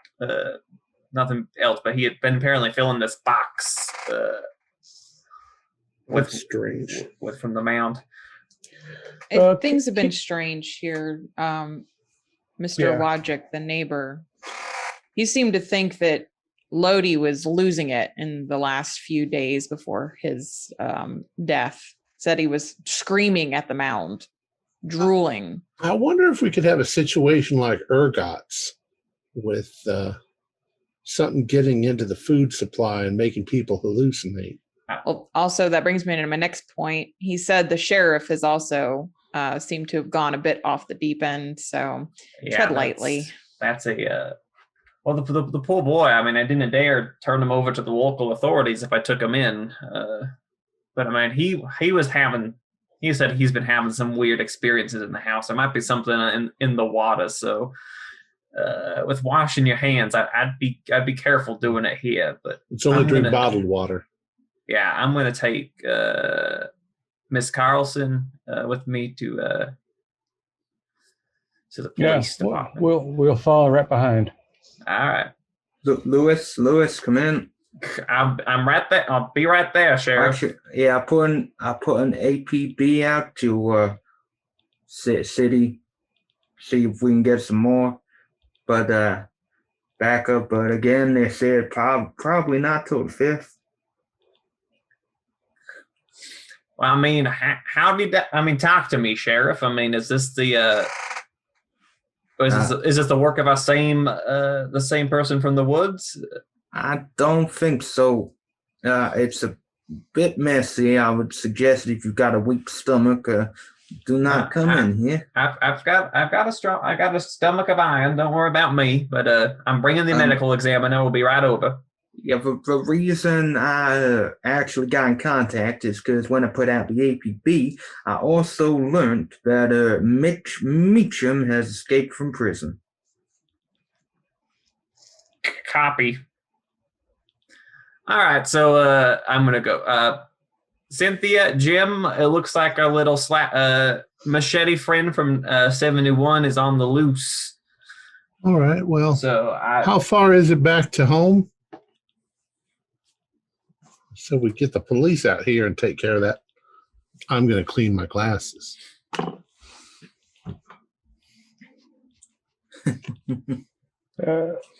Hopefully there'll be marshals about in a while, and I hope. I figure if they're not concerned about a teenager getting a slash in the woods, they'll be concerned about a deputy down. I still don't know why it took them 3 weeks to contact a medical examiner to look at a body. Something funny's going on here. Something is not right. But so, just to clarify that a bit more, they did put out a request, but it took this long. Oh, okay, fair enough. All right, so we'll head over there, but I'm not gonna drive off without our two scientist friends. Of course, we'll meet you there. Everyone should be cautious. Yeah, we're coming right along. All right, so off to the police station. Okay, so it's about 10 past 11 at this point.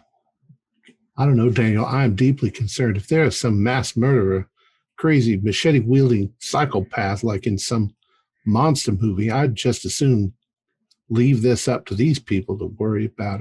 got a career and a family and a life. And Certainly. I mean, whoever attacked those kids wasn't a man who cut down 3 men in their prime of life 10 years ago. At most it was a copycat. And, if these kids are on some sort of drug, or if they're suffering from some hallucinations, well, this is a very dangerous situation. We got an interesting matter, and we need to get samples of those mounds, samples of gases coming out of them. Maybe even bring the spectrometer from the university if we can get it in timely fashion and see if it is outgassing. I'm just saying, I didn't feel anything or hear anything working the mound. It smelled bad, but it didn't make me feel weak or dizzy. No, I didn't either. But if there's something that's gotten into the groundwater and these people are slowly poisoning themselves, I mean, that's all fine. I'm more worried about that killer escaping. How far away is that psycho prison from here? Quite a while away. Quite a few hours. Still, I'm going to lock my door tonight. Keeper, before we leave the Lodi place for good, I would like to tear up a couple of handfuls of fresh grass and drop it near the incision we made in the mound. I want to see if something coming out of that mound causes decay. So just something to look at tomorrow, really. Okay. Yeah. I got an 8-salad sandwich I could put on that mound. when you drop it, it'll just look normal for now. You know that if anything's going to happen, it will take a little while. Yeah. If that grass doesn't look normally lightly brown and dry tomorrow, then I'll assume there's some agent of decay. Yeah. Wish we had a magic computer internet that we could research stuff on. But. What? Internet? What is that? Oh, you mean DARPANET. I read about that in National Geographic. So we're going to be right in Detective Lewis's shatter. Okay. Going back to the police station. So you reach the police station. It's the first floor of an older, 3-story brick building. The station itself, Lewis, you've been there before. It's got a main office, a large workroom, and a filing room, and a small office with a sheriff and 2 holding cells. So it's not massive, but... All right, Sheriff, I'm here with the medical examiner and the university type, so we're going to come in. You probably tell the university types to stay out there. I don't want to see no body. All right, so if you two just want to stay here, I'll go on with Miss Carlson. We'll see what's what. You holler if you need anything. All right, will do. We'll be right here. Keep a sharp eye out. Do you smoke anymore? I quit a couple of years ago. It'll be a fine night for a little bit of relaxing. Oh, okay. You know that smoke. Lewis and Carlson, you enter the station and you see there's blood all over the front desk and there's a trail of gore that leads to the sheriff's office. And then when you get to the sheriff's office, there's an arm just on the floor, and on the sheriff's chair is the deputy, very awkwardly propped, and there's a rusty machete sticking out of his collarbone. Can I get a sanity roll from both of you? Good Lord. A 65 is a failure. Failed. Okay. You both will take, because you're both part of that profession, you'll just still take just one point. You're not going to take any more. You've both seen science. Where's the sheriff? Oh, he's there. He's in there. It's like, you've arrived. You see what I mean? It's a grizzly. You can see that he's trying not to cry. Like he's very close. He's probably very close to the deputy. So. Yeah. All right. This is. I mean, somebody just came in here and killed him right at the desk.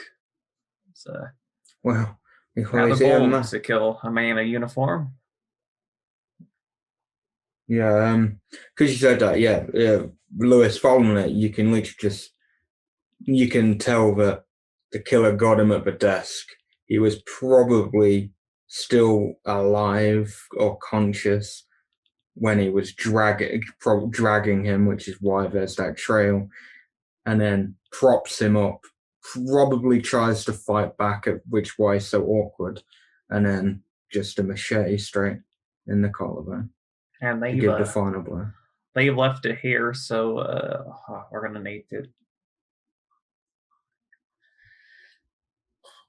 Well, I got re-in-charge. They're gonna send a few people over. They're gonna secure the site and stuff, but they have suggested that myself and you stay in charge of the investigation. And the state did say that they'll make sure there's enough force around here so that they can still continue with their investigation into the mounds. Is he lying to me? I want to make a psychology. Whoa. Drop my dice. I'm curious if he called this in or not. Just psychology. I failed my psychology, but yeah, as far as you're aware, yeah. And he sounds genuinely heartbroken about this. So. All right. Go ahead. Oh, are there cameras?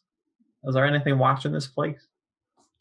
There's probably a really dodgy something that doesn't work. So. Can I look at the body and see maybe how long it's been? Probably wouldn't be very tight. Like at least how long maybe it's been since he was killed. Yeah. I will make you roll. First because it's just it's probably a couple of hours. Okay. Well, Sheriff, when was the last time you talked to your deputy? About 5 p.m. because that's when I pulled up at Leland's and I said about to pile up, and then I said I'd wait for you guys, and he was like, yeah, sure, I'll hold down the line. He'll hold down the line. Oh my boy, I gotta go tell his family. I've got man. Oh, how about step out here, Sheriff? Just come take a seat. Take some deep breaths. I'll be right back. Oh man. So I'm going to go back outside and into my car. Okay. And I'm going to contact the state dispatch. What's it look like, Detective? Well, the deputy's right been murdered with a machete, no less. State machete. Dispatch, this is Detective Lewis. Over. Detective Lewis, yep. Over. We have an officer down in I'm forgetting the place where we even are. Nolan's Gap. Yeah. Yeah, we got the call in. We've managed to get a couple of people down. They're gonna be there in the morning. They're gonna secure the police station and set up some bits around the place, and apparently you are to stay in charge along with the sheriff, and that your companions that we know you're with are to continue with their work, apparently, according to, because these mounds are of importance, apparently, dealing with. And I've heard that so the manner of death was trauma caused by a machete. And I understand that there is a fugitive on the loose who that is their MO. Just wanted to look for a status on the manhunt for Mitch Meekum. Yeah, we were we were gonna get in contact with you because obviously you put out a request and say, yeah, he escaped midday. So I don't know how it's taken this long to get to us. I don't know if they realized straight away, but yeah, we don't know how he broke out, but he got out. Are there marshals on his trail? Yes, they are also the people coming to secure the police station. All right, but I mean, these are the people that put him away, so I'm sure he's out here for some revenge. I've got a couple of people with me to do the investigation. Do you know of anywhere else we can? Never mind, scratch that. All right, I'll be in contact. Okay, keep us in the loop, Lewis. Over.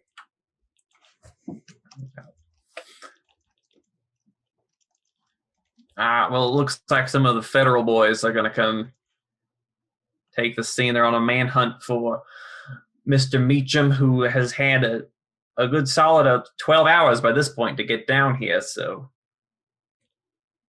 how far away is the state penitentiary?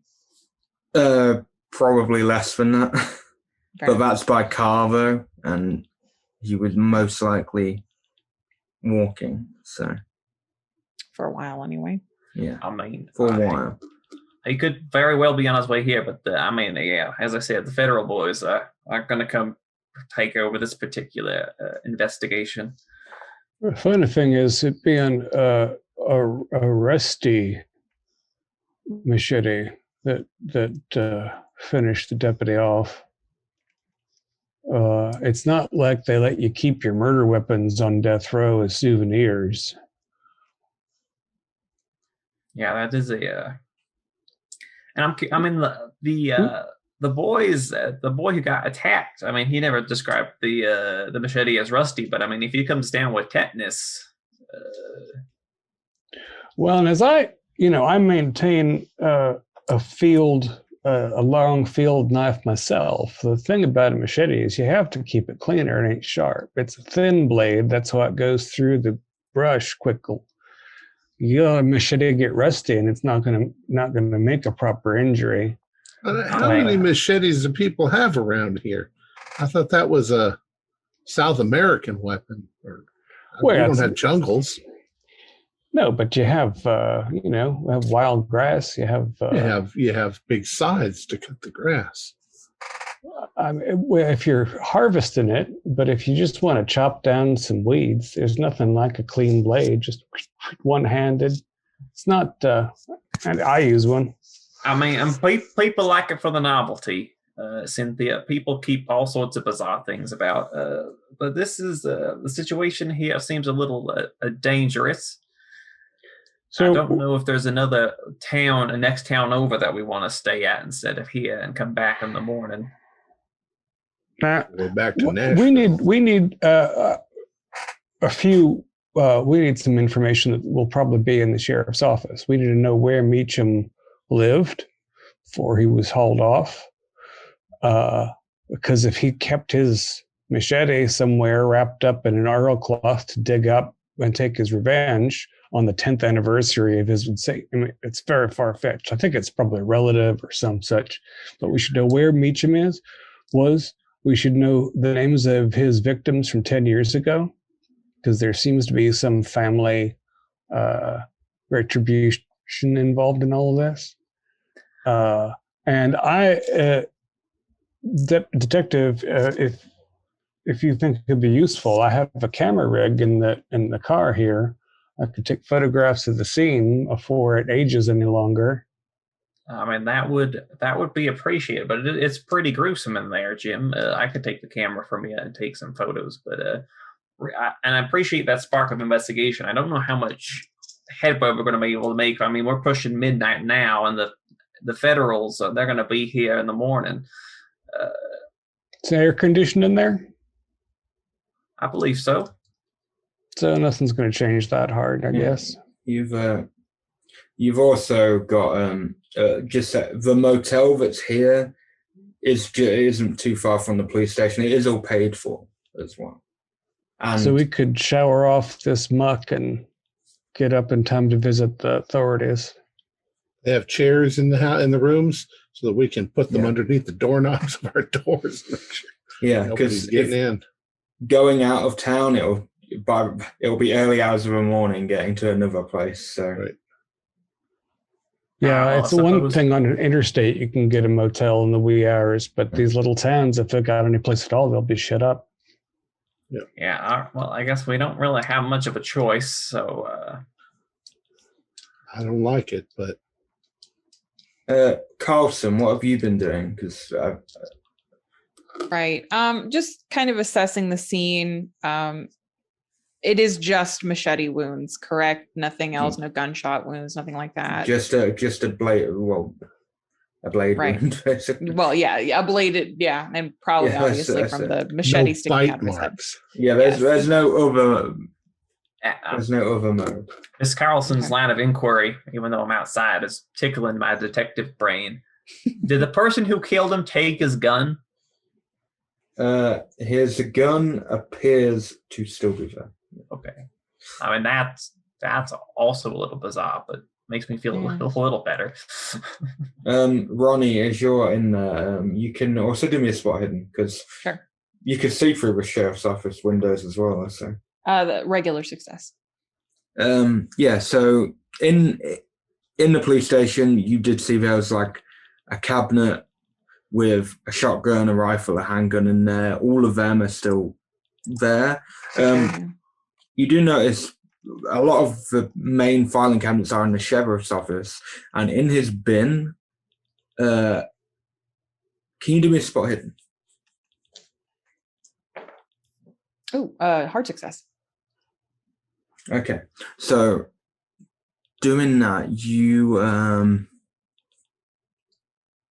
look into the bin, and it looks like normal rubbish, but then you see there's some charred papers, and they appear, because you can see the date, 1971, appears to be remnants of the long handle investigation files.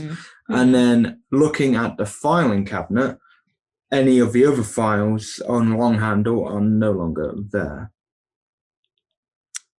Is the sheriff like lingering in here with me? Yeah, the sheriff's there, but the burnt remnants seems a while ago, right? And obviously the sheriff hasn't been here. He hasn't been here. Yeah. Well, I'm gonna pull those papers out then, and I'm assuming because if he hasn't been here, it wouldn't have been him.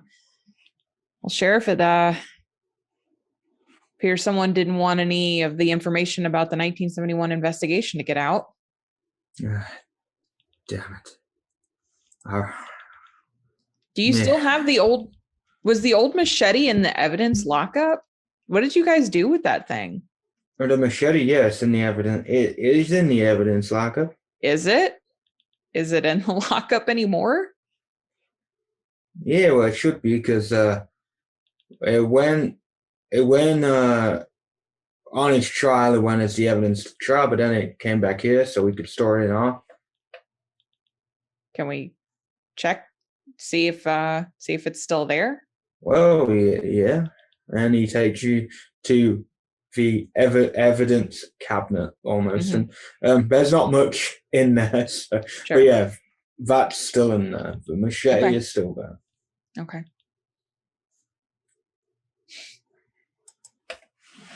All right, I'm gonna go meet everyone out in the parking lot, and just whoever was here, they burned all the investigation notes from the 1971 murders. So on that, so is are the deputy's keys missing? I didn't think to look. Because you spoke about the gun and the keys aren't missing. All right. So how did they get into the evidence? They didn't. The machete's still there.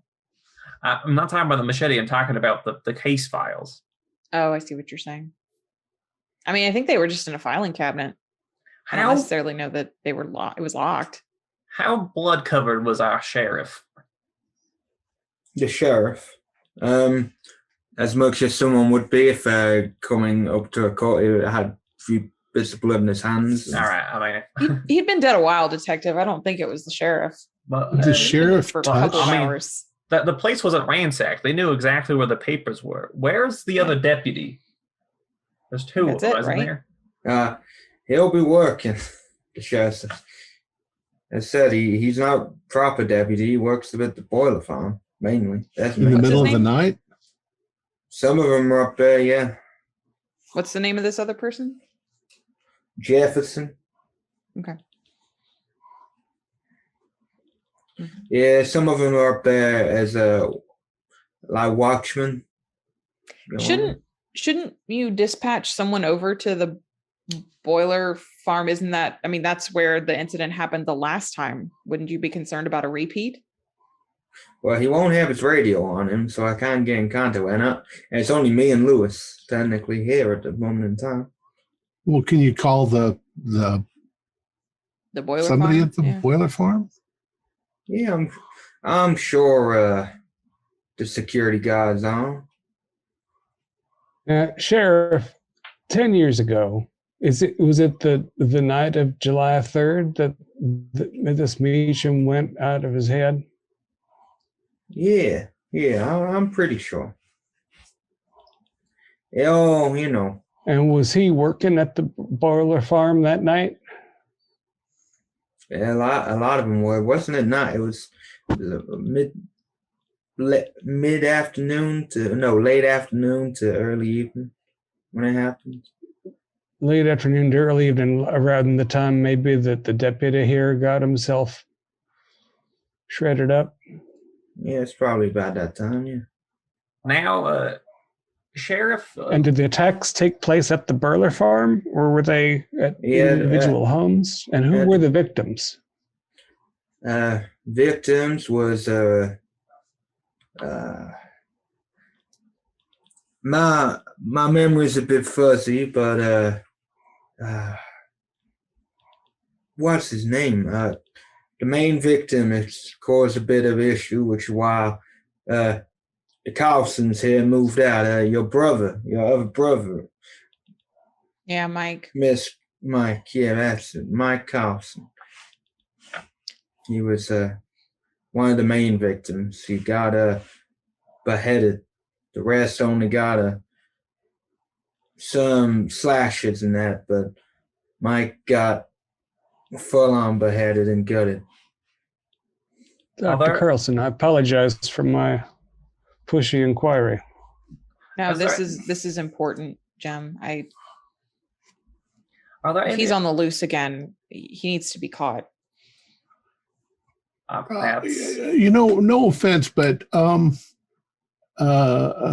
Jim and I came out here to do a little geological research, not to chase some machete-wielding maniac. Nobody's asking you to, Cynthia. I know it sounds like a lot, but I would be much appreciative if you two continued your work. Yeah, but we'd appreciate it if you'd find the maniac. And we're going to try. We've got backup coming tomorrow. We're going to try. Now, does Meacham have any folks still about? Well, Meacham wasn't friendly with a lot. Well, actually, he was friendly with quite a few workers. Back then, a lot of them didn't even think. A lot of them reckoned that he didn't even do it. I mean, so he has people he could come to for refuge here, then. Yeah, a lot of people. Yeah. Well, I don't want to make a move without the marshals. But probably the best person to speak to, I doubt you'd even be able to get a conference with him, but Absalom Brandt. He was there that night. That day. Like, actually there. Some people, well, Absalom says that Joe Royce wasn't there, but a lot of people say that Joe Royce was there that day. Was Lodi there as well? Pardon? Lodi is fairly new to the area. Yeah, fairly new to the area. I mean, but he moved into the house. Was the person the previous owner of his house involved in 71? Yeah, I think it was one of the victims. Yeah. So all three places where these mounds show up, they're all associated with the victims. I guess. I didn't even think about that. Also, the DeForest hay farm and technically Brand's main worker, Tucker DeForest, he's a bit. He keeps to himself. He's a bit weird, but he might be someone you could speak to. He knows the ins and outs of the boiler farm. He'll be around in the morning for sure. It's going to be quite a holiday in your little village, Sheriff. Yeah, but everyone will still. I'm worried actually, because as soon as people find out that Meacham has escaped, those who there's a lot of people that don't like Meacham. There's more than they do like, and I reckon there'll be a mob. Are we going to assume that Meacham's even coming in this direction? Surely somebody will catch this man before he gets anywhere. I'm sure. But I don't know. He could. Do we know how he escaped? No, I got no knowledge of that, I'm afraid. Cynthia, and whoever murdered the deputy, they burned all the case files from the 71. If it wasn't Meacham, then it's some deeply wrong in the head copycat. I mean, well, I don't see how this Meacham could have gotten away from the asylum and gotten here so quickly. I mean, it just takes one person to pick you up. Now he's got a car. Yeah, and don't pick up the checkers. Why didn't they execute this man? Have you seen the execution? The execution list? Miss Geology. It takes 5 minutes to execute somebody.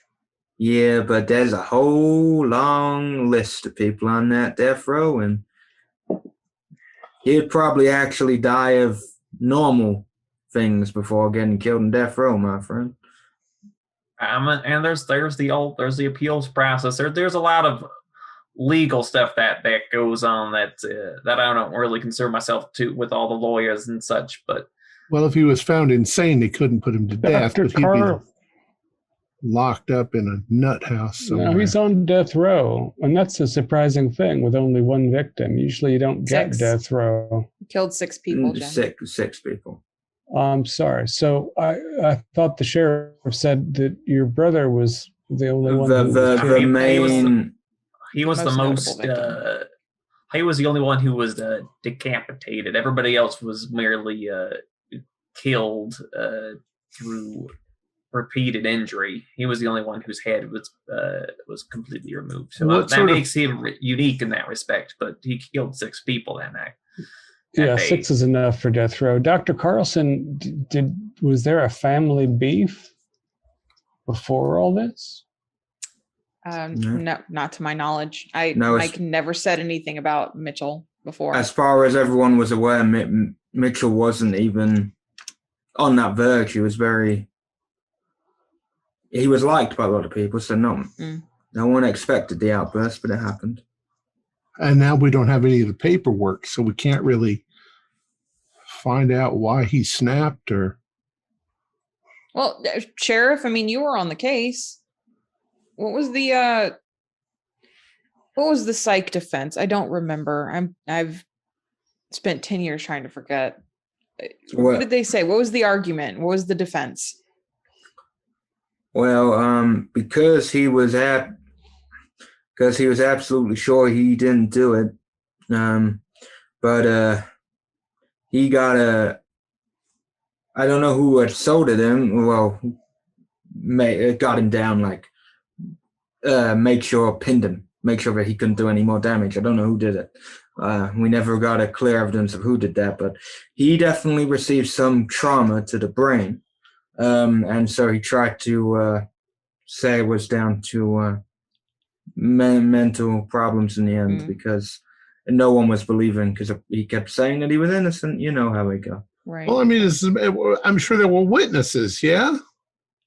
The living witnesses from that day as Absalom Brandt. He's the only one because the rest of the workers were all kept in a different room. He took the rest to a separate room and killed them all one by one. Good God Almighty. He took them into a separate room while wearing his llama mask? Well, I don't know about that mask. I don't think that's true because we found the machete, but no mask. This was 10 years ago. Surely somebody's written a book about this. Just check the library. Well, 20 years, there'll be a dozen podcasts. Yeah, you really think about no one's dad.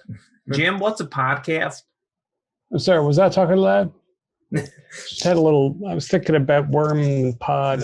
Is that kind of some kind of radio show? Like a radio show that I had a dream. Never mind. It's been a long day. Yeah. I'm gonna cordon off the police station. Like, I think you all should go to your hotel room Hell yeah. or whatever. And sleep. All right, you keep a sharp eye out, Sheriff. I will do, and please, I know we've got this issue, but I'm working on it. But if you could still try and figure out what's going on with those mounds, because damn mounds, Sheriff, get a grip. Your deputy's dead, Sheriff. I mean, we got problems with the mounds. I'm worrying about that. It does seem to be a relationship, though. Well, tell me this, Sheriff. I'm worried about that. Mr. Wojcik said that Mr. Lodi was trying to figure out what the cause was, and they were told it was not a burst pipe by your city hall or something. So what was the conclusion? How did they know it wasn't a burst pipe, and did they say it was something else? They didn't know. They didn't know what caused it. That's why they wanted professionals. That's why they got the professionals. If it was a burst pipe, they would know for two reasons. One is there'd be water gushing somewhere. Yes. And two, they'd have the water pressure that would be also suddenly lower in the area. All right. I'm just saying, like, I've had a death on one of them. I've had two people up and vanish. Well, go on holiday. And then I've had Royce getting more agitated than usual. I'm even going a little bit being around these mountains. So I could have I know we've got murders and I'm trying to figure it out. We've got people coming, but we got to figure out these mounds as well. I'm not smart enough for that, but I can try to catch a killer. I've done that before.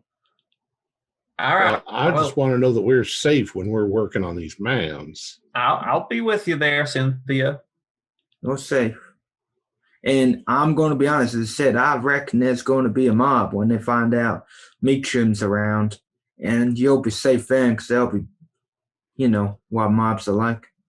Well, if they can go from one end of the town to the other and search every nook and cranny and find that there's nobody here, I'll be satisfied. But we've already got a murder. Somebody murdered this man.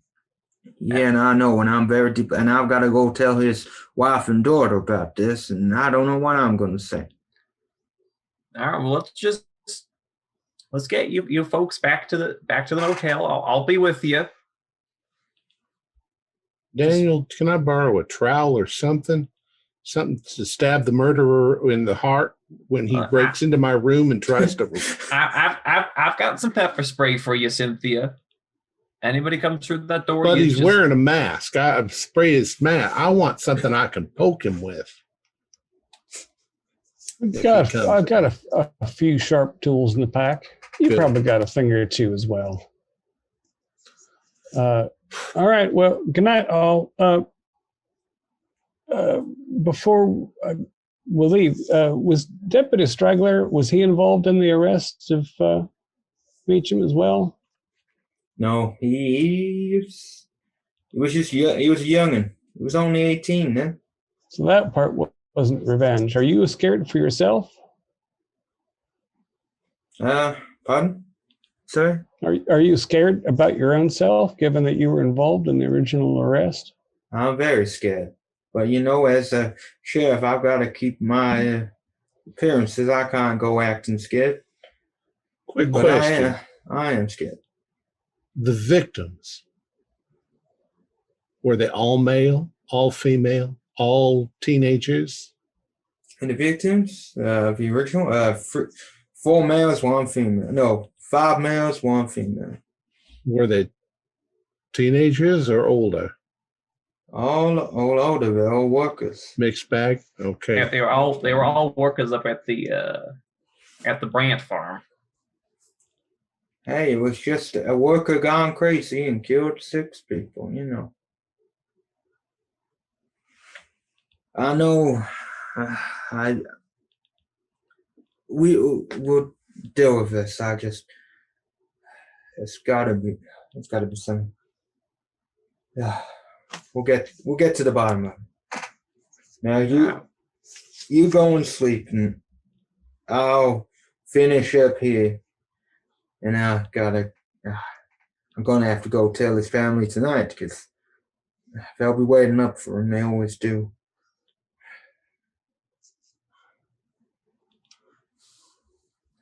All right. Well, you be careful, Sheriff. I will be. I got my trusty revolver. So yeah, the 4 of you. Yeah. Are you gonna go straight to the motel? Yes. Okay, so when you get there, you go through the front, and there's an elderly woman behind the counter. She's got like a little bag. It says Apple on it, and she says, "Oh, hello." Aha, we were told that there'd be rooms for us. I'm Detective J. Lewis with the state police.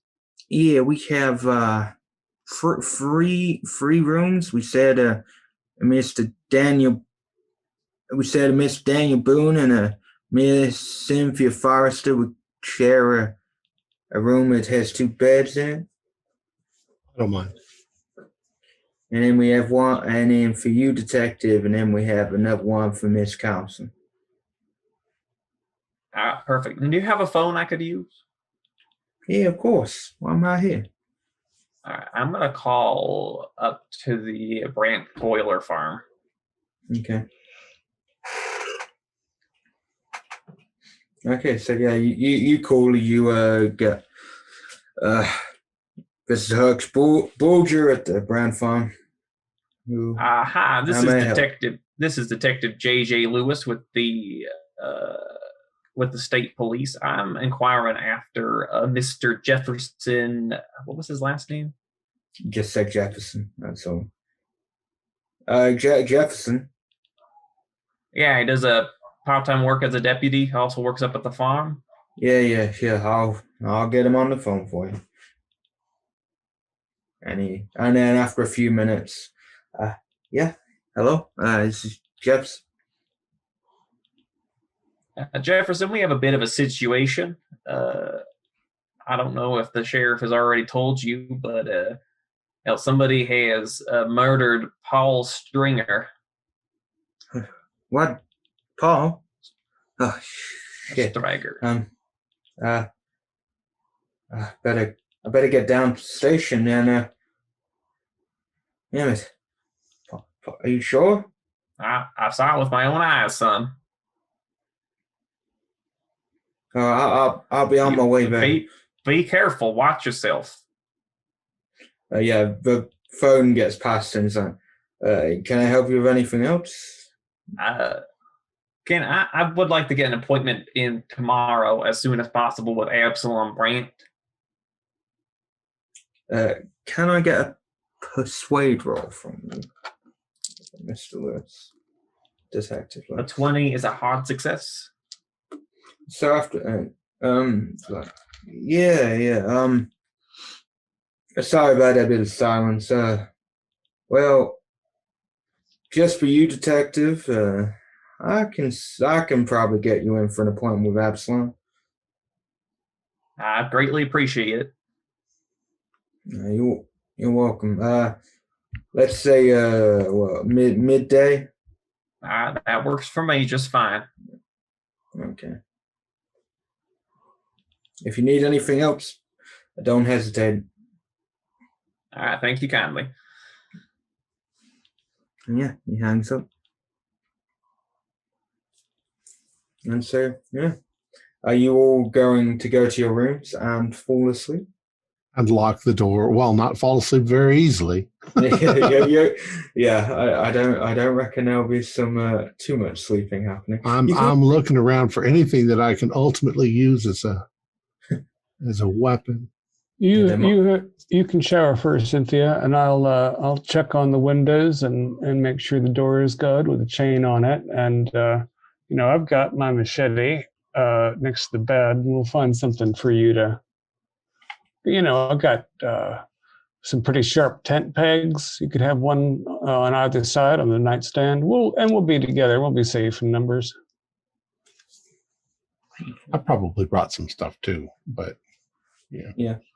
So trowels. Miss Carlson, I know Cynthia passed me up on my offer, but I have pepper spray, a taser, something that you might. Yeah, I'll take some pepper spray. I don't think I'm gonna get any sleep tonight, to be honest. You can all do me comm rolls for the eventual sleeping in the bed. And I fail. Unsurprising. I have to check. And 11 is an extreme success on Constitution. I failed.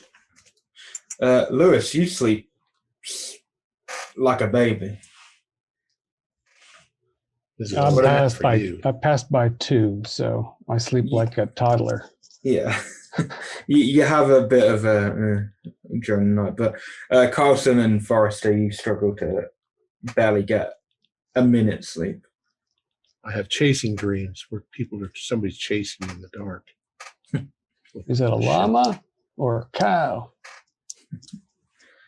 But yeah, so we come to the morning, and you actually awoken at like 7 a.m. to the sound because the police station's like 2 minutes away. You hear a lot of commotion coming from over there.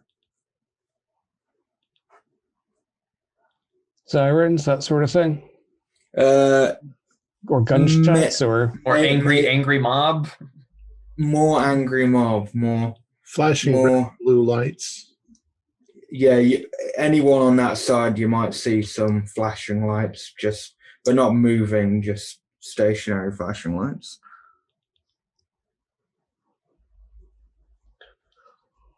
Well, Sylvia, looks like we're going to have a full day.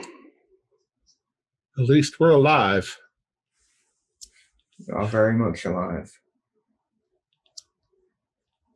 So I'll get my hat, get my badge, get my gun, get my everything, get the people under my care, make sure they're all still breathing. Okay, so Cynthia and actually, we'll go through Cynthia. What are all of you planning on doing first thing today? I'm planning on seeing what the hell's going on.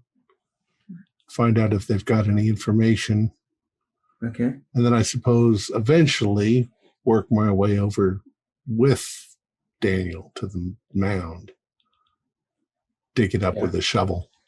Yeah, you're going to go back to the Lodi mound, yeah? I figure we ought to go and see the Carlson mound, and it might be interesting to see if there's any differentiation between them. The Carlson mound is probably Carlson mound's closer, and so is the Royce mound. Both of them are like 10 minutes. Carlson's about 10, 15 minutes walk, and the Royce is probably an extra 5 on top of that. So it's closer to get to them mounds. Joe Royce is just going to shoot at us, but I figure if we see something different about the Carlson mound, first of all, we know that the family is not going to bother us, and we can compare the two from what we saw last night.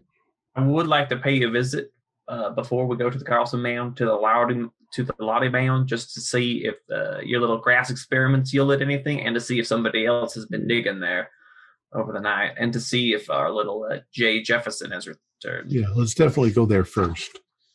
Fair enough. If you end up going to the Royce Mound, have caution. Wojcik told me that Royce is also losing his marbles. Royce was already one mean son of a bitch. So yeah, apparently not helped by the situation.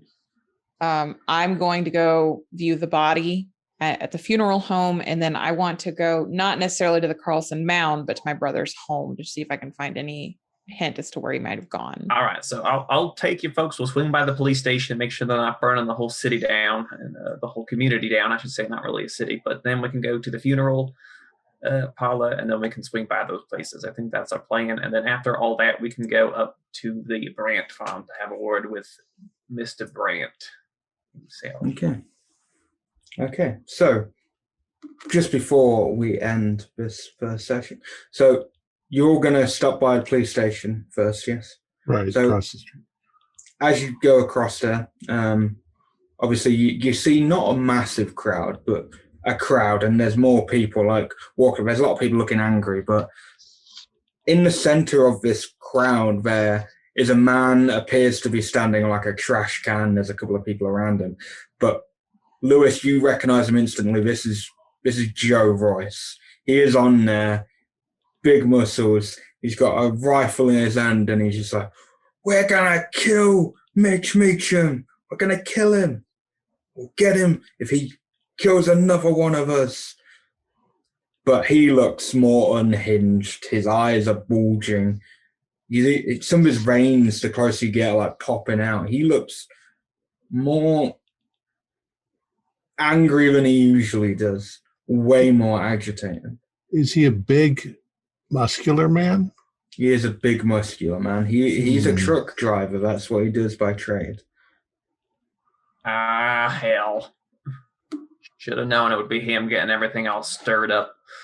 And on those wise words from Lewis, that is where we'll end this session.